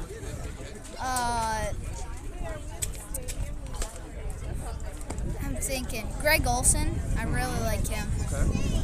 I haven't heard a lot of Olsen, but he does get really. Does he get really analytical, or is he more of a? He likes analytics, but yet he always talks about a few times a game, just like the morale of each team. Okay. And then who's that guy who announced the Bills-Vikings game? Jefferson climbs the ladder. No, I don't my know. I'm not a goodness. huge Vikings fan, so I probably didn't listen to that. You like Tony Romo? You know who he is? Yeah. A lot of people like Tony Romo. Top of the 9th, Mammoth down by just a baker's dozen, maybe. There's a pop up to right. That's almost certainly Down by gonna fall the way this 14. game's been going. But no. Bounced makes the off catch. Lips' mitt and then caught it again. Gray's giving Matt Carter, the catcher, a really nice job behind the plate. Getting the AB. Number 35 to the bottom. So, Kenny, number 39. We're going to give Tommy's, what do you call it? Tommy's hat tip of the day? What do you call it? Talking Tommy's play of the day. Talking Tommy's play of the day. Do you have someone in mind? Or a play in mind? I'm not Do you sure ever give if it to I'm the gonna other? do it. Do you ever give it to the other team, or is it always a Mammoth? No, not really. Always a Mammoth, huh? Always a Mammoth. Trying to think. No, if Pat Ralston gets a hit, I think I might do him. Pat's last trip down there. Looks like Randy is going to get some guys in. I think it would be a Spolinski for scoring our only run. Huh? I think that's possibly. Good pitch. Big slow curveball. Yeah, there aren't a lot of candidates, are there? No. No. It might be a Lippert's bobbled catch, you know? Sure.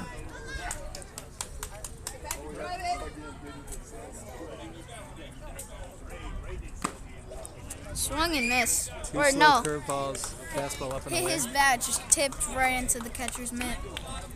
So, the commentary, how you like it? It's worked. I think it's worked out pretty well. you Yeah. know? I mean, It's pretty fun announcing with you. I think I think we make a pretty good team. You're very good with the play-by-play. You do a really good job staying on top of the action out there. And you're a very good color announcer. All right. Well then, commentary. Let's make commentary a thing. I think we can Alright, make sounds it work. good. Commentary, the new way to broadcast. We'll have to think about some branding possibilities, T-shirts, right? Maybe start our own The Twitter commentary. feed, Make jerseys. jerseys.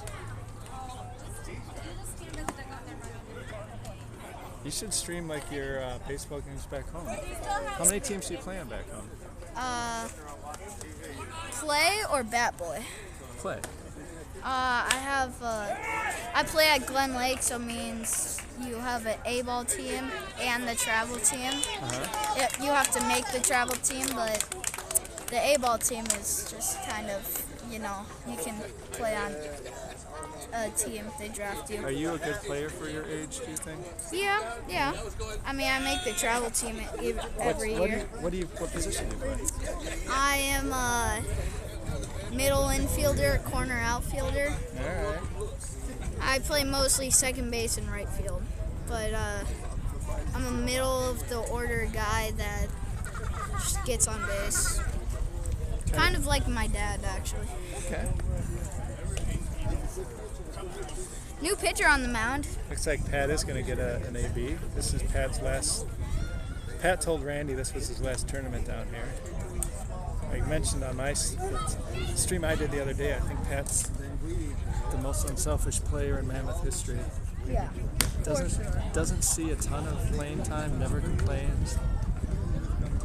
Always off the bench, cheering guys on. So I hope we get to get here. He had a great game the other day, 3 for 3. Yeah. 3 for 4, something like that. Pat's got a couple of kids, and I think they're getting more heavily involved in youth sports. So Pat has that daughter yeah. and Oscar too. Whoa, be careful. Yeah. One plays baseball, one plays softball. So I don't know who this pitcher is. I think the Grays picked up a few guys on the free agent list down here. I was told that. All right. This guy may be a Minnesota guy. I just don't recognize him. Yeah. Double zeros. Couple zeros. A little sidearm, right? Maybe a submarine. Yeah, you're right. It's somewhere between sidearm and submarine. I saw a lefty submarine knuckleballer the other day. No, I can't. I mean, That sends shivers down my spine. Makes me a little nauseous just to hear those words put together. Lefty submarine knuckleball. Knuckleball. It feels like if you could perfect that, you could make the major leagues. I don't care if you're 67 years old, right? Be Might such an take unusual- 67 years to perfect it, but You're right. straight if you did perfect right down it, the I feel heart like- of the K zone. Yeah. I feel like they'd have no choice but to put you on the roster because nobody would hit it. And the pitch fouled off to the right into the other game.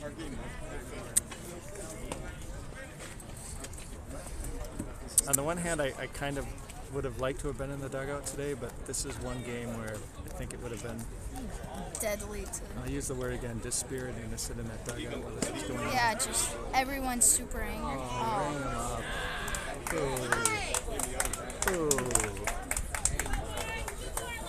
I'm not sure if I'm gonna do the Talking Tommy's play of the day. You're right, it is hard to come up with anything, right? Yeah, I mean, maybe Smolinski hit that double and then scored, so yeah, I think that might be it.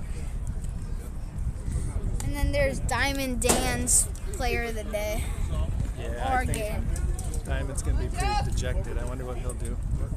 Yeah, I don't think Diamond's gonna have a player of the day. Why don't we, Oh you're shoot! right. Yeah, I'm good. Maybe we should give it to your listeners. You know, you Yeah, got a lot of actually. support. A lot of people have been cheering you on back home, so maybe Yeah. tip of the cap back at your listeners. I'm not gonna give it to you, Jack. Let's give it to Jack Nelson. What the hell? I mean, yeah. I'm not surprised that Jack volunteers at this point. Like, hey, if you're not going to give it to anybody, give it to me, right? Yeah. Hey, that's actually a pretty good possibility. Tommy Jack Nelson. squared. Tom and Terry. Jack, I wish you were down here. You know, I mean,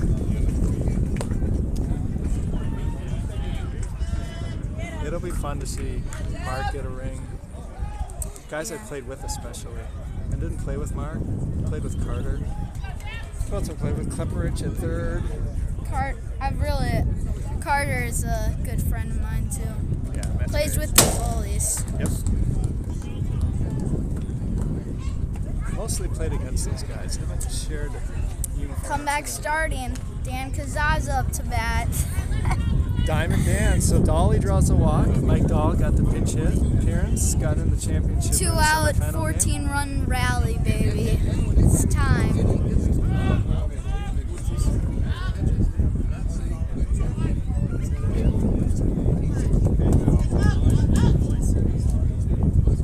Alright. Another pitch. Foul. Yeah, foul. Someone has to run and get that one. So it looks like the Braves will be moving on. When is the next game start for people who might want to tune in? I'm not really sure. We'll get that information to you later, I think though. it's 1 o'clock our time. That would be what, 3 o'clock Central? Yeah, Central. And I think I doubt this stream will be up, although maybe. But It could. I'm pretty sure the Braves. Some of the Mammoth will go to the game, I bet. Von Ruten said that they were having problems with their stream, but if you want to watch that game, I would go to the Grace Twitter, and they'll let you know where you can watch it.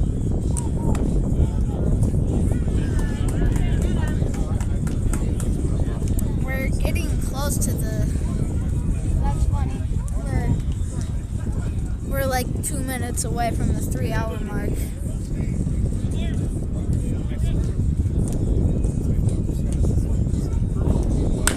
That's funny. This is 8 minutes delayed. Let's see what it actually lands on. So right now it's like 2:59 or 2:58. Let's see if it could perfectly land on 3 hours? 3 hours. That would be cool. Setting up From the outside. wind up, the pitch. Ball. Man, you gotta call that just end the game. I'm a little surprised. Maybe the ump wants to come back. I mean, I think it was probably a ball, but that ball's been called a strike many times this game, so Dropped. it's a good pitch. Goes back there. Nope. Oh, hits him. Comeback time, baby. Oh. Caesar's a little angry with that.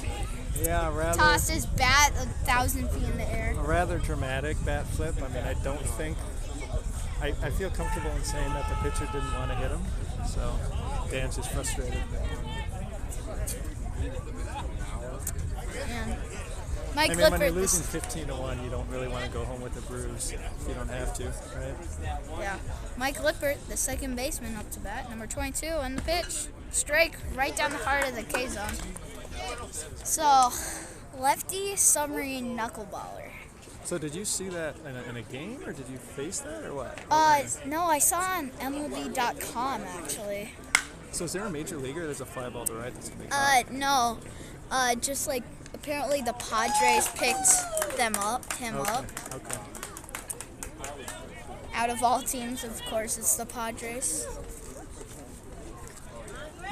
Can't imagine what hitting that would be like. Yeah.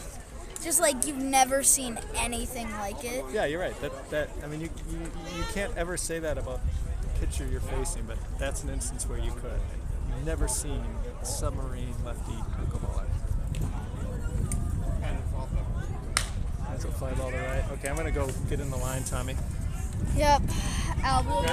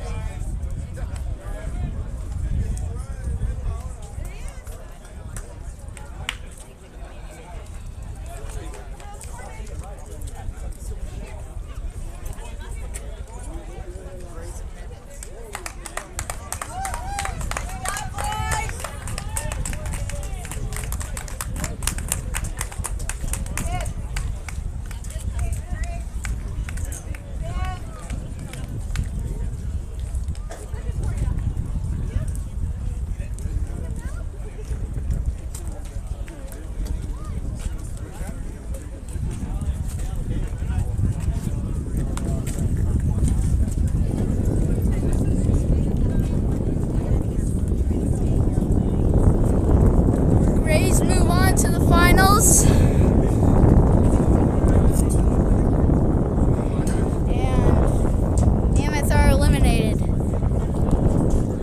Not very much to say after that. That just blowout loss.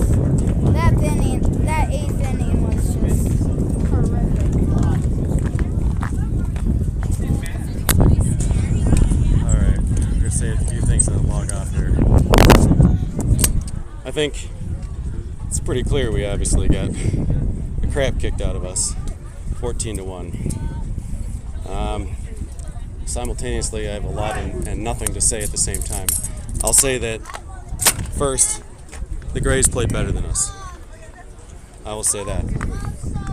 But I will also add, and I think the Grays would, in an objective analysis of this game, that literally everything that could go their way did.